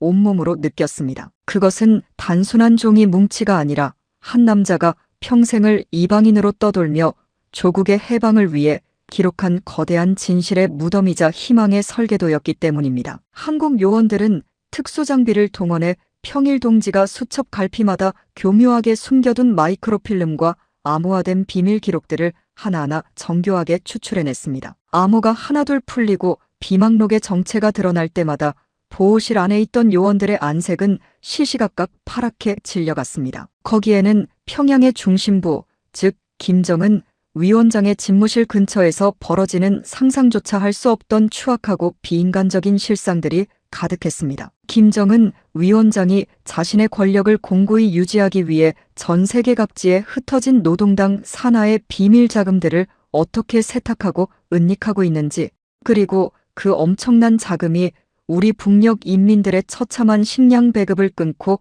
오직 미사일 발사대에 쏟아붓는 피해 재원으로 어떻게 쓰였는지 소름 끼치도록 정확한 날짜와 계좌번호, 그리고 수혜자 명단이 적혀 있었습니다. 평일 동지는 비망록의 여백에 이런 뼈아픈 한탄을 남기셨더군요. 나의 형님 정일과 조카 정은은 인민의 고열을 짜내어 자신들만의 영생을 꿈꾸는 가짜 신이 되었다. 하지만 그들이 인민의 시체 위에 쌓아올린 바벨탑은 조만간 인민의 분노라는 거대한 파도에 씻겨 내려갈 것이다. 나는 그 피해 심판날을 위해 이 치욕스러운 기록을 남긴다. 저는 그 대목을 떨리는 목소리로 소리내어 읽으며 터져나오는 오열을 도무지 참을 수 없었습니다. 어르신들, 여러분도 아시다시피 북에서 우리 불쌍한 동포들이 보릿고개에 풀뿌리를 캐먹으며 근근히 견딜 때 평양의 저 높은 분들은 스위스 은행에 쌓아둔 인민들의 피 같은 돈으로 외국산 명품 시계와 화이트 와인을 휘감고 호의호식하며 살지 않았습니까? 평일 동지는 그 모든 추악한 광경을 가장 가까운 곁에서 지켜보며 심장이 갈기갈갈이 찢어지는 고통과 수치심을 겪으셨던 겁니다. 그분은 소위 백두혈통이라 불리는 최고 기득권의 일원이었지만 그 모든 화려한 특권과 안락함을 과감히 내던지고 인민의 편에 서서 이 위험천만한 기록을 남기셨던 것이죠. 저는 비망록 속에서 김정은의 출생 비밀과 관련된 결정적인 증언과 사진 자료까지 발견했을 때 비로소 제가 왜 목숨을 걸고 알프스를 넘어야 했는지 다시 한번 뼈저리게 깨달았습니다. 하지만 대사관에서의 평온한 시간은 그리 길게 허락되지 않았습니다. 스위스 정부와 북한 당국 사이의 외교적 마찰이 극도로 심해지면서 제 신변의 안전을 위해 서둘러 제3국으로 이동해야 한다는 결정이 내려졌습니다. 대한민국 정부는 저를 비밀리에 동남아시아의 어느 이름 모를 열대 국가로 압송하기로 했습니다. 2026년 1월 말, 저는 한국 요원들의 철저한 호위 속에 가발과 안경으로 변장을 하고 베른공항의 비밀 통로를 통해 스위스를 떠났습니다. 비행기 창밖으로 멀어지는 눈 덮인 알프스 산맥을 보며 저는 또다시 평양에 두고 온 가족들을 생각했습니다. 지금쯤 보위부 사냥개들이 우리 아파트를 쑥대밭으로 만들고 가구 하나하나까지 다 부수었겠지. 아내는 차가운 취조실벽 앞에서 나를 얼마나 원망하며 피눈물을 흘리고 있을까. 그런 생각을 하니 기내식으로 나온 따뜻한 빵조차 제 입속에서는 모래알처럼 까끌까끌하고 비참하게 느껴졌습니다. 제3국인 동남아시아의 어느 낡은 항구 도시에 도착했을 때 그곳에 훅 끼쳐오는 눅눅한 열기는 베른의 추위와는 또 다른 형태의 육중한 압박으로 제 가슴을 눌렀습니다. 저는 그곳 외곽에 마련된 낡은 안전가옥에서 한국행 비행기가 뜨기만을 기다리며 보름이 넘는 긴 시간을 숨죽여 보내야 했습니다. 창밖으로는 생전 처음 들어보는 낯선 이국의 언어가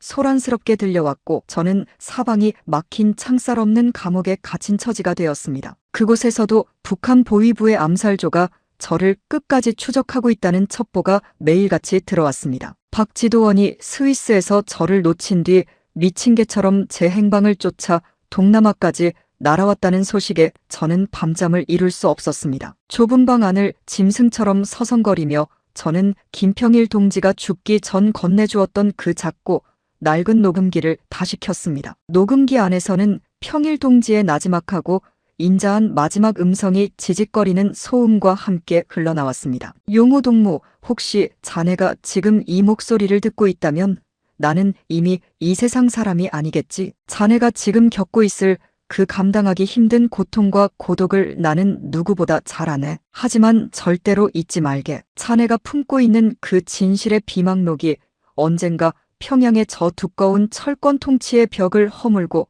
우리 동포들을 해방할 유일한 열쇠라는 것을 말이네. 부디 끝까지 견뎌주게. 자네 가족의 그 고결한 희생도 내가 하늘에서 반드시 보살피고 갚아주겠네. 그 음성을 듣는 순간 제 마른 뺨 위로 뜨겁고 굵은 눈물방울이 뚝뚝 떨어졌습니다. 동지는 자신의 비극적인 죽음뿐만 아니라 홀로 남겨진 저의 처절한 고통까지 이미 다 예견하고 저를 다독이고 계셨던 겁니다. 저는 동지의 음성을 수백 번, 수천 번 반복해서 들으며 그 지옥 같은 도피 생활의 하루하루를 간신히 견뎌냈습니다. 제3국에서의 은신 생활은 매일매일이 살얼음판을 걷는 듯한 공포의 연속이었습니다. 안전 가옥 밖으로는 단 한 걸음도 나갈 수 없었고 한국 요원들이 가끔 가져다주는 신문과 인터넷 단말기를 통해 고국의 소식을 전해 듣는 것이 유일한 낙이자 고통이었습니다. 그러던 어느 날 인터넷 뉴스 속보에 제 이름이 커다랗게 뜨는 것을 목격했습니다. 북한 외무성 고위 간부 리용호,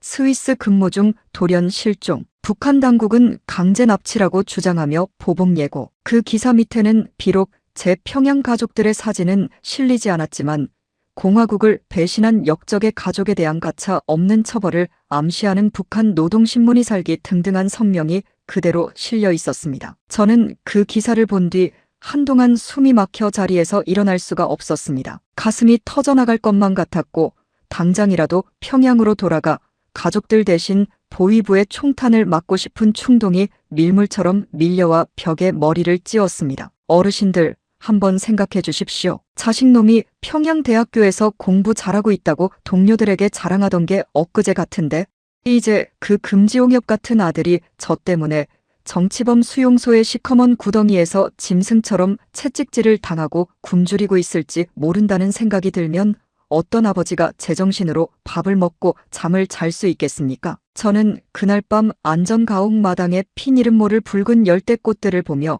피눈물을 흘리며 사죄했습니다. 여보, 내 자식들아, 나를 마음껏 욕하고 저주해라. 이 못난 애비가 가슴이 독해서 너희를 버린 것이 아니라 너희가 앞으로 살아갈 세상이 조금이라도 더 정직하고 자유로워지길 바라는 미친 마음에 이런 천인공노할 짓을 했구나. 저는 바닥에 엎드려 통곡했습니다. 한국 요원들이 저를 진정시키려 달려와 붙잡았지만 제 가슴속에서 타오르는 죄책감의 불덩이는 좀처럼 꺼질 줄을 몰랐습니다. 2026년 1월이 다 끝나갈 무렵 마침내 한국행 최종 승인과 수송작전 명령이 하달되었습니다. 대한민국 대통령의 특별 지시로 저와 김평일 동지의 비망록을 최우선으로 안전하게 서울로 압송하라는 지엄한 명령이 떨어진 것입니다. 저는 마지막으로 제3국을 떠나기 전 요원들의 도움으로 근처의 작은 사찰을 몰래 찾았습니다. 비록 공화국의 간부로 수십 년을 살며 모든 종교를 아편이라 부정해왔지만 그 절박한 순간만큼은 보이지 않는 무엇이라도 붙잡고 매달리고 싶었습니다. 저는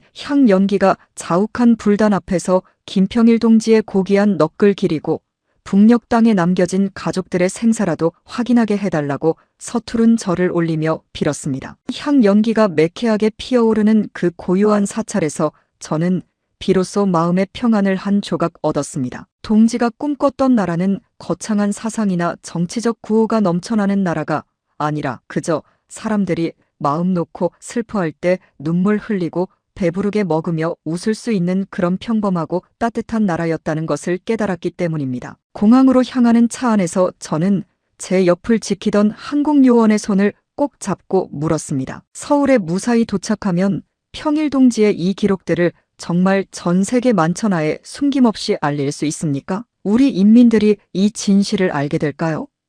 요원은 제 거친 손을 두 손으로 감싸 쥐며 단호하게 대답했습니다. 그럼요. 걱정 마십시오. 이미 미국의 유력 일간지와 전 세계 인권단체들이 선생님의 도착만을 기다리고 있습니다. 선생님이 겪으신 그 알프스의 추위와 가족과의 이별이 결코 헛되지 않게 저희가 끝까지 책임지겠습니다. 그 대답에 저는 비로소 가슴속에 맺혔던 천근 무게의 응어리가 조금은 가벼워지는 기분이었습니다. 제가 알프스의 눈보라를 뚫고 동남아의 습한 무더위와 암살의 위협을 견디며 지켜온 이 진실의 기록이 이제 곧 세상의 빛을 보게 될 것입니다. 그것은 북한 세습 정권의 몰락을 알리는 장엄한 전주곡이자 우리 5천만 민족이 다시 하나로 뭉치는 위대한 희망의 시작이 될 것입니다. 비행기 트랩을 한 계단씩 오르며 저는 스위스 베른에서 보았던 그 자욱하고 차가웠던 안개를 다시금 떠올렸습니다. 이제 그 불투명했던 안개는 걷히고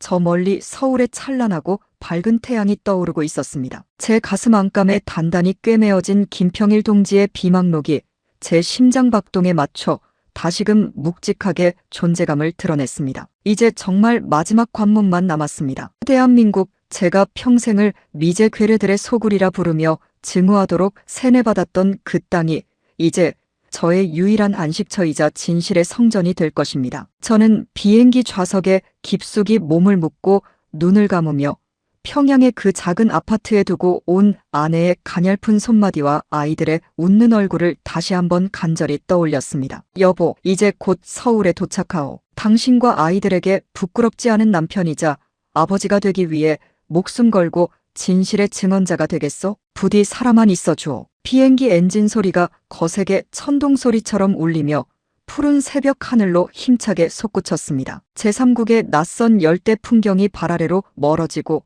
구름 위로 맑고 투명한 햇살이 폭포수처럼 쏟아졌습니다. 그 햇살은 김평일 동지의 그 인자했던 미소 같기도 했고 앞으로 제가 맞이할 눈부신 자유의 빛깔 같기도 했습니다. 저는 가슴속 비망록을 손으로 지그시 누르며 마지막으로 다짐했습니다. 동지여, 이제 정말 거의 다 왔습니다. 당신이 차마 다하지 못한 그 정의로운 이야기를 제가 이제 서울에서 온전하게 완성하겠습니다. 지켜봐 주십시오. 2026년 1월 말 평양의 외교관에서 한 명의 망명객이 된 제 처절한 대장정은 이제 가장 뜨겁고도 정의로운 결말을 향해 쉼없이 달리고 있었습니다. 2026년 1월 하순 비행기 창밖으로 한반도의 푸른 서해안선이 보이기 시작했을 때 제 심장은 마치 평양광장의 거대한 대포 소리보다 더 크게 요동치기 시작했습니다. 구름 아래로 점점이 흩어진 아름다운 섬들과 그 주변을 부드럽게 감싸는 에메랄드빛 바다가 제 눈에 들어오자 그동안 억눌러왔던 뜨겁고도 짠 눈물이 뺨을 타고 쉼없이 흘러내렸습니다. 비행기 기내 방송에서 우리 비행기는 잠시 후 인천국제공항에 안전하게 착륙하겠습니다라는 그 정겹고 따뜻한 우리말 안내가 들려왔을 때 저는 비로소 제가 지옥 같은 사선을 넘어왔음을 온몸으로 실감했습니다. 평생을 미제 괴뢰들의 소굴이자 사람 살 곳 못 되는 땅이라 배우며 증오하도록 세뇌받았던 그 땅이 이제는 저와 김평일 동지의 진실을 유일하게 품어줄 안식처가 되어 저를 기다리고 있었던 것입니다. 비행기가 활주로에 부드럽게 미끄러지듯 내려앉고 마침내 육중한 문이 열렸을 때 제 폐부 깊숙이 들어온 서울의 겨울 공기는 베른의 추위보다 매서웠지만 그 어떤 꽃향기보다 달콤하고 상쾌했습니다. 트랩을 한 계단씩 떨리는 발로 내려오며 저는 제 가슴 안감에 실로 단단히 꿰매어둔 김평일 동지의 낡은 비망록을 다시 한번 손바닥으로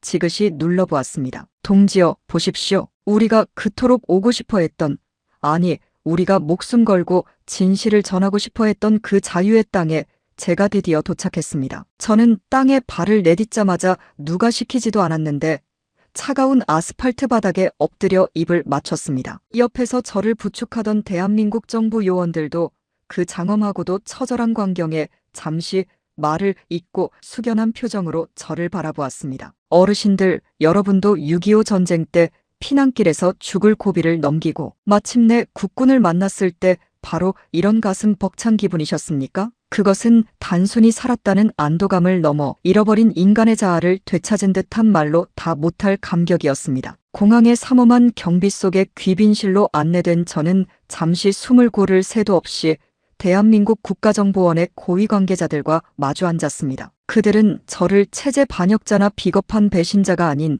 목숨을 걸고 위대한 진실을 가져온 귀순용사이자 민족의 살아있는 증언자로 너무나 정중하게 대우해 주었습니다. 저는 떨리는 손으로 가슴팍에 거친 실밥을 하나하나 뜯어내고 피와 땀으로 얼룩진 김평일 동지의 가죽 비망록과 그 낡은 카세트 녹음기를 무거운 침묵이 흐르는 테이블 위에 올려두었습니다. 그 낡은 수첩이 놓이는 순간 방 안의 모든 시선이 마치 자석에 끌리듯 그곳으로 쏠렸습니다. 이것이 김평일 동지가 마지막까지 자신의 목숨과 맞바꾸어 지키려 했던 북한 정권의 추악한 민낯입니다. 그리고 평양의 우리 가엾은 동포들이 어떻게 기만당하고 노예처럼 살고 있는지 기록된 피의 증언입니다. 제 목소리는 거칠게 갈라졌지만 그 어느 때보다 단호하고 우렁찼습니다. 대한민국 정보 요원들이 장갑을 낀 손으로 조심스럽게 비망록의 첫 페이지를 넘기기 시작했습니다. 그 안에는 제가 베른에서 미처 다 읽지 못했던 더 깊고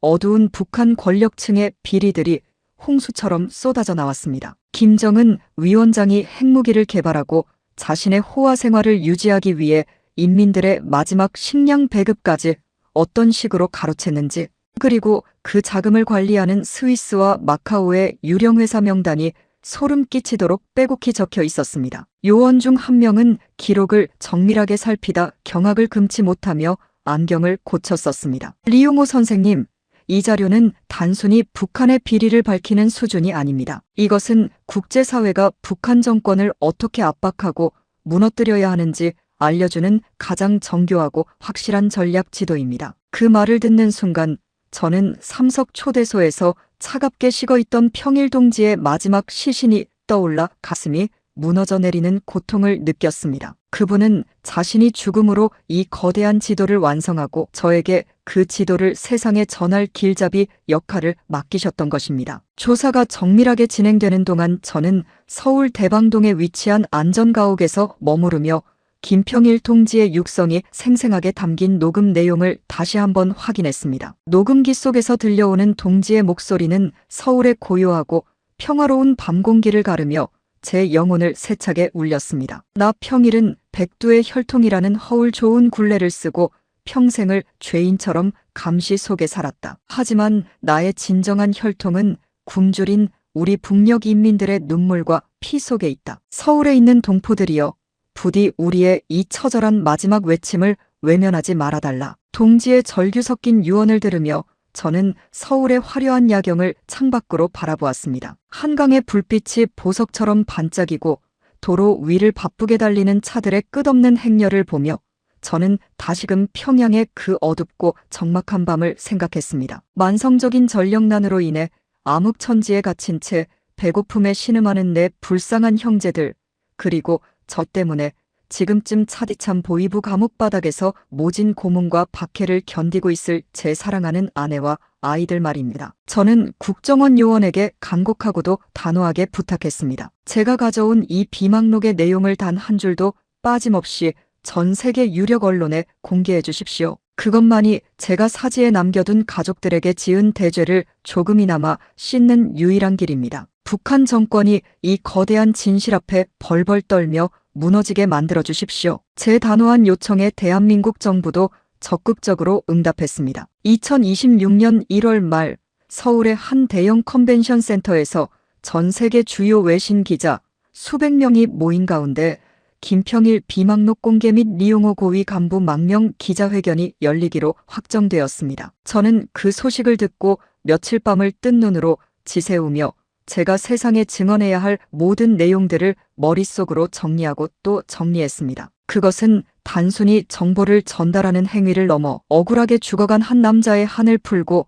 억압받는 수천만 북녘 동포의 대변인이 되는 거룩한 제사와도 같았기 때문입니다. 기자회견 당일 아침, 저는 한국 정부에서 마련해준 정갈하고 맵시 있는 양복을 차려입고 거울 앞에 섰습니다. 거울 속에 저는 더 이상 평양의 눈치 보며 벌벌 떨던 외교관 리용호가 아니었습니다. 진실의 무게를 어깨에 짊어진 장수가 결전의 전장에 나가는 듯한 비장함과 광채가 제 얼굴에 감돌았습니다. 저는 품 안에서 아내가 마지막 평양의 밤에 제 손에 쥐어주었던 그 낡은 금가락지를 꺼내 떨리는 입술로 맞췄습니다. 여보, 오늘 내가 당신과 아이들의 이름을 걸고 저 악마들의 추악한 실체를 세상에 낱낱이 밝힐 것이오. 부디 하늘에서 나를 지켜봐 주시오. 기자회견장에 들어서자 수백 개의 카메라 플래시가 눈이 멀 정도로 눈부시게 터져 나왔습니다. 전 세계에서 모여든 기자들의 눈빛은 호기심과 경탄, 그리고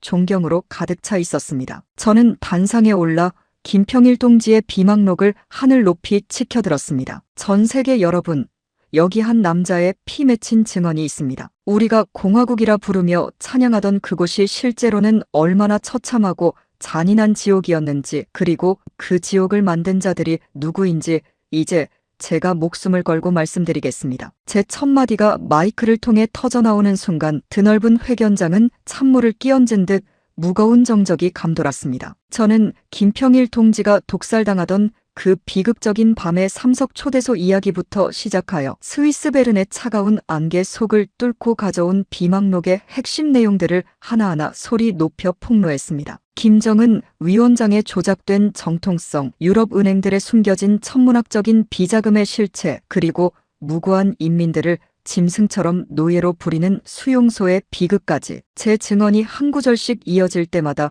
회견장 곳곳에서는 탄식과 경악, 분노의 목소리가 끊이지 않고 터져나왔습니다. 기자회견이 진행되는 3시간 내내 제 머릿속에는 김평일 동지와 해외에서 나누었던 은밀한 대화들이 마치 필름처럼 선명하게 스쳐 지나갔습니다. 용호 동무, 언젠가 자네가 자유의 남조선 땅에 당당히 서게 된다면 꼭 우리 동포들에게 전해주게. 우리는 한 번도 그들을 잊은 적이 없다고. 우리는 오직 자유로운 통일의 그날만을 꿈꾸며 이 지옥을 견뎌왔다고 말이네. 동지의 그 간절했던 마지막 당부가 제 입술을 통해 전 세계 만방에 퍼져나갈 때 저는 제 어깨 위를 짓누르던 거대한 바위가 조금씩 가벼워지는 것을 느꼈습니다. 그것은 사명 완수의 안도감이자 죽은 동지에 대한 지극한 충심의 발로였습니다. 회견을 마치고 단상을 내려올 때 저는 멀리 보이지 않는 북녘 하늘을 향해 속으로 피를 토하듯 외쳤습니다. 동지여, 보십시오. 이제 온 세상이 당신의 위대한 진실을 알게 되었습니다. 당신은 결코 헛되이 죽지 않았습니다. 제가 해냈습니다. 기자회견 이후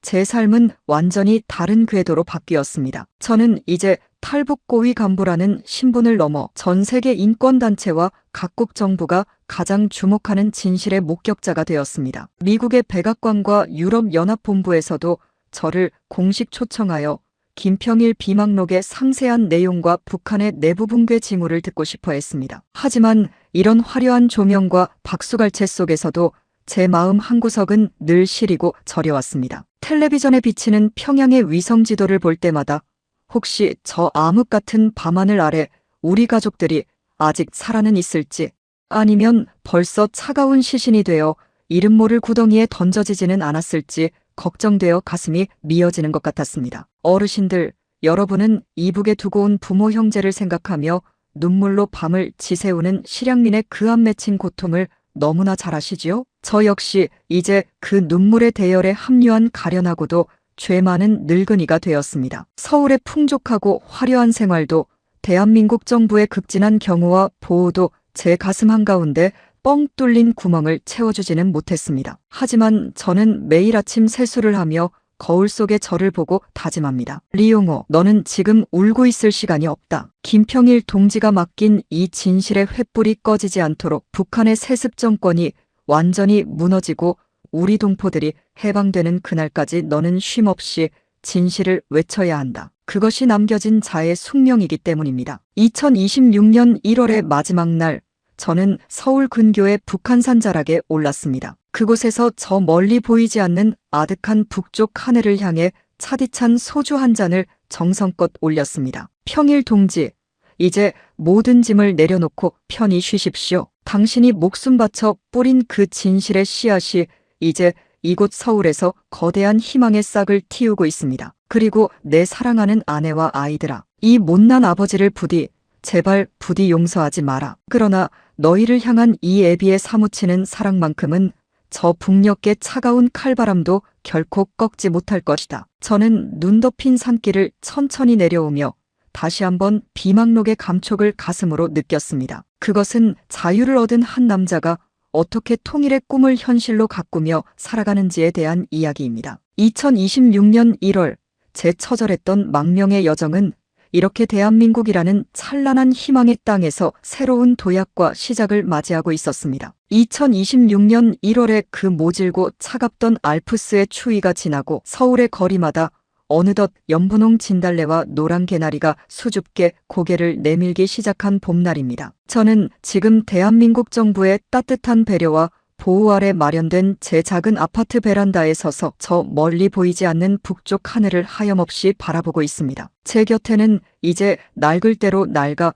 가죽이 해지고 너덜너덜해진 김평일 동지의 비망록과 그분의 마지막 떨리던 육성이 담긴 카세트 녹음기가 마치 제 목숨 줄인 양 소중한 가업처럼 놓여 있습니다. 스위스 베른의 자욱한 안개 속을 미친 듯이 달리고 눈 덮인 알프스의 험한 눈덩이 속을 온몸으로 굴러떨어지며 사선을 넘나들던 그 긴박했던 순간들이 이제는 마치 전생의 아득한 꿈처럼 느껴지기도 합니다. 하지만 제 가슴 한구석에 지워지지 않는 낙인처럼 깊게 박힌 아내의 눈물 맺힌 마지막 얼굴과 우리 아이들의 해맑고 천진난만한 웃음소리는 시간이 흐를수록 오히려 더 선명해져 제 심장을 사정없이 도려내곤 합니다. 대한민국에서의 정착 생활은 저에게 매일매일이 거대한 충격이자 눈물겨운 감동의 연속이었습니다. 평양에서 남조선은 미제 괴뢰들의 노예가 되어 굶주린 거지가 득실거리는 지옥이라고 귀에 못이 박이도록 교육받고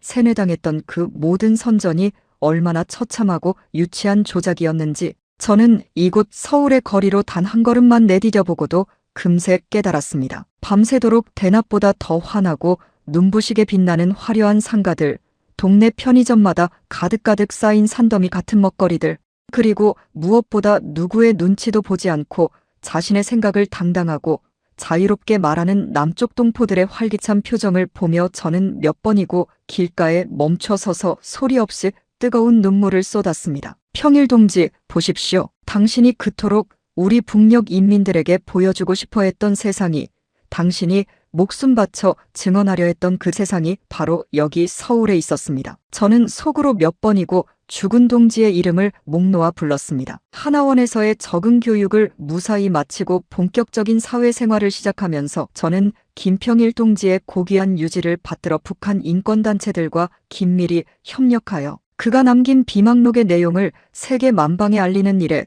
제 모든 인생을 매진했습니다. 제 증언이 텔레비전 뉴스에 대대적으로 보도되고 신문 일면에 대서특필될 때마다 북한 정권은 저를 향해 차마 입에 담지도 못할 비열한 욕설과 살벌한 암살 협박을 쏟아냈습니다. 민족의 반역자이자 인간 쓰레기인 리용호를 끝까지 추적하여 처단하겠다는 그들의 서슬퍼런 성명을 인터넷 기사로 접할 때마다 제 손은 가늘게 떨렸지만 제 마음만은 그 어느 때보다 단단하고 견고해졌습니다. 저 악마 같은 놈들이 저렇게 발악하는 것은 그만큼 김평일 동지가 남긴 서늘한 진실의 화살이 그들의 심장을 정확하고 치명적으로 꿰뚫었다는 확실한 증거였기 때문입니다. 어르신들, 여러분도 아시다시피 도둑이 제발 저리다고 하지 않습니까? 추악한 진실 앞에서는 그 어떤 강력한 핵무기도, 그 어떤 잔인한 공포정치도 결국 모래성처럼 허무하게 무너지게 마련입니다. 하지만 화려하고 풍요로운 서울의 불빛 아래서도 제 영혼의 절반은 여전히 평양의 차가운 어둠 속에 갇혀 머물러 있습니다. 식당에서 김이 모락모락 나는 따뜻한 하얀 쌀밥을 마주할 때마다 저는 숟가락을 들지 못하고 한참을 멍하니 앉아 있곤 합니다. 지금쯤 우리 가엾은 아내는 보위부 지하 취조실에서 강냉이 죽 한 그릇도 제대로 못 얻어먹고 굶주림에 허덕이고 있지는 않을까. 우리 늠름했던 아들은 그 예쁜 나이에 광산 속 시커먼 구덩이에서 짐승처럼 채찍질을 당하며 부림당하고 있지는 않을까. 그런 생각이 꼬리에 꼬리를 물고 이어지면 제 눈앞의 진수성찬은 금세 피눈물 섞인 쓴 모래알로 변해버립니다. 저는 밤마다 거실 불을 모두 끄고 북쪽 하늘을 향해 무릎 꿇고 절을 올립니다. 여보, 정말 미안하오. 내 금지옥엽 같은 아이들아, 이 못난 아버지를 제발 용서하지 마라. 내가 여기서 자유와 풍요를 누리는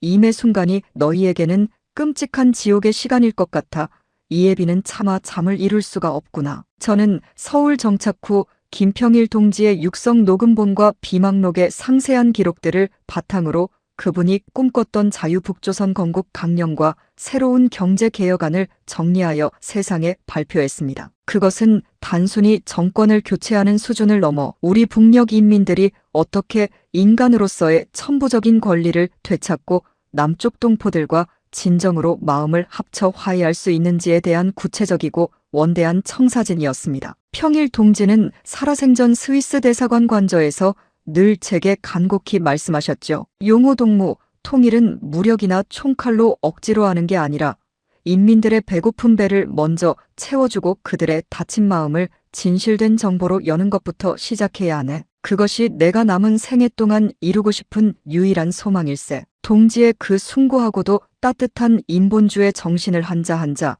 눈물로 적어내려갈 때마다 저는 제가 스위스 베른에서 가져온 이 비망록이 단순한 종이 뭉치가 아니라 우리 민족의 부활을 알리는 성스러운 복음과도 같다는 확신을 가졌습니다. 서울에서의 생활이 6개월째 접어들던 어느 화창한 주말 오후였습니다. 저는 우연히 인사동 거리의 낡은 갤러리 앞에서 평양순환공항 근처의 소나무 숲 풍경을 똑 닮은 그림 한 점을 보았습니다. 그 그림 앞에 서서 저는 한참 동안 발걸음을 떼지 못하고 돌처럼 굳어버렸습니다. 지나가던 많은 사람이 저를 이상한 눈초리로 쳐다보았지만 제 눈에는 그 그림 속에서 아내와 아이들이 손을 흔들며 아버지 하고 달려오는 환영이 선명하게 보였습니다. 대한민국은 저에게 모든 것을 아낌없이 주었습니다. 깨끗하고 안락한 집, 맛있는 음식, 그리고 누구에게도 간섭받지 않고 제 뜻대로 살 수 있는 소중한 권리까지 말입니다. 하지만 대한민국이 저에게 끝내줄 수 없는 단 한 가지,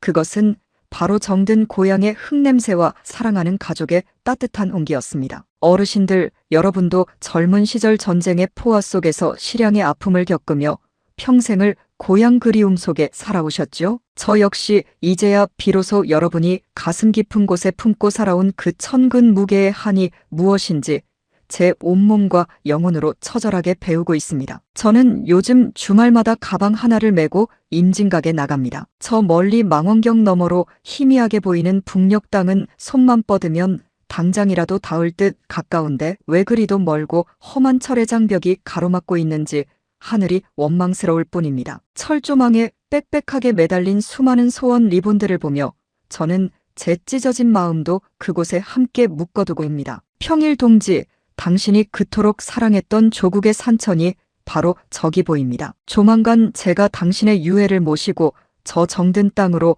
당당하고 평화롭게 걸어갈 날이 반드시 오겠지요. 저는 그렇게 다짐하며 품 안의 비망록을 더 꽉 쥐어봅니다. 제가 고통 속에서도 꿋꿋이 살아있는 유일한 이유는 바로 그날을 단 하루라도 앞당기기 위함입니다. 김평일이라는 이름이 북한 인민들에게 더 이상 공포와 숙청의 대상이 아닌 해방과 진실, 그리고 진정한 혁명의 상징으로 영원히 기억되도록 만드는 것, 그것이 제가 남은 생애 동안 수행해야 할 인생의 마지막 전투이자 사명입니다. 2026년 1월 말에 시작된 제 처절했던 망명의 여정은 이제 하나의 커다란 매듭을 지었습니다. 하지만 이것은 끝이 아니라 새로운 희망을 향한 위대한 시작입니다. 저는 이제 서울의 한복판에서 북한에 감춰진 진실을 알리는 가장 낮은 곳에 우렁찬 목소리가 되려 합니다. 제가 쓴 진실의 글들이 풍선을 타고 북녘 하늘로 날아가고 제 증언의 목소리가 전파를 타고 평양의 안방까지 구석구석 흘러들어갈 때 저는 비로소 제가 가족을 뒤로하고 알프스를 넘은 그 보람을 느낄 것입니다. 여보, 조금만, 정말 조금만 더 견뎌주시오. 이제 진실의 해가 서서히 뜨고 있어. 곧 우리 온 가족이 평양 대동강변에서 다시 만나 김평일 동지의 고귀한 넋을 기리며 시원한 소주 한 잔 나눌 날이 반드시 올 것이오. 저는 밤마다 아내에게 붙이지 못할 눈물의 편지를 쓰며 희망의 끈을 결코 놓지 않습니다. 어르신들, 저의 이 길고도 모자란 이야기를 끝까지 들어주셔서 진심으로 감사합니다. 저처럼 뒤늦게 체제의 거짓을 깨닫고 사선을 넘은 이 늙고 죄 많은 외교관의 고백이 여러분의 가슴에 작은 울림과 위로라도 주었기를 간절히 바랍니다. 우리는 비록 몸은 남과 북으로 떨어져 있어도 뜨거운 피는 결코 속일 수 없는 한민족 한 형제 아닙니까? 김평일 동지가 자신의 죽음으로 지키려 했던 그 위대한 진실, 그리고 제가 사랑하는 가족의 목숨과 맞바꾸며 가져온 이 비망록의 기록들이 우리 5천만 민족의 앞날에 밝고 찬란한 등불이 되기를 간절히 기도합니다. 이제 서울의 새로운 아침은 다시 활기차게 밝아옵니다. 저는 오늘도 정갈하게 옷무새를 다듬고 김평일 동지의 비망록을 품에 꼭 챙겨 집을 나섭니다. 진실을 외치는 저의 이 작은 발걸음이 멈추지 않는 한 북녘 땅을 뒤덮은 저 거대한 암흑의 장벽은 조만간 반드시 거칠 것이라 확신하기 때문입니다. 2026년 1월 평양의 삼석 초대소에서 시작된 그 피 맺힌 기록은 이제 대한민국 서울에서 거대한 희망의 노래로 다시 태어나고 있습니다. 저는 이제 맺힌 눈물을 닦고 억지로라도 웃으려 합니다. 제가 여기서 당당하게 웃어야 북에 있는 제 사랑하는 가족들도 언젠가 함께 웃을 수 있는 희망을 가질 수 있을 테니까요. 평일 동지여, 이제 모든 무거운 짐을 내려놓고 그곳에서 정말 편히 쉬십시오. 당신이 못다한 그 아름다운 꿈은 이제 제가 이 땅에서 반드시 현실로 만들어 가겠습니다. 저 멀리 임진강 너머 북녘 하늘에서 비치는 새벽 여명이 오늘따라 유난히 눈부시고 찬란하게 느껴집니다. 통일의 그날, 저는 반드시 이 비망록을 가슴에 품고 평양 김일성 광장에서 우리 인민들과 함께 자유의 만세를 목 놓아 부를 것입니다. 그것이 제 인생의 마지막 목표이자 제가 죽은 김평일 동지와 나눈 영원하고도 신성한 약속입니다. 어르신들, 오늘 사연 가슴 깊이 들으셨습니까? 김평일 동지의 비극과 가족을 두고 떠나온 이 아비의 피눈물 나는 고백이 조금이라도 울림을 주었다면 화면 아래 좋아요 한번 꾹 눌러주십시오. 앞으로도 이런 진실한 이야기를 계속 듣고 싶으시다면 구독과 알림 설정도 꼭 부탁드립니다. 어르신들의 따뜻한 댓글 한마디가 고향 잃은 이들에게는 큰 힘이 됩니다. 오늘도 함께 해주셔서 감사합니다. 늘 건강하세요.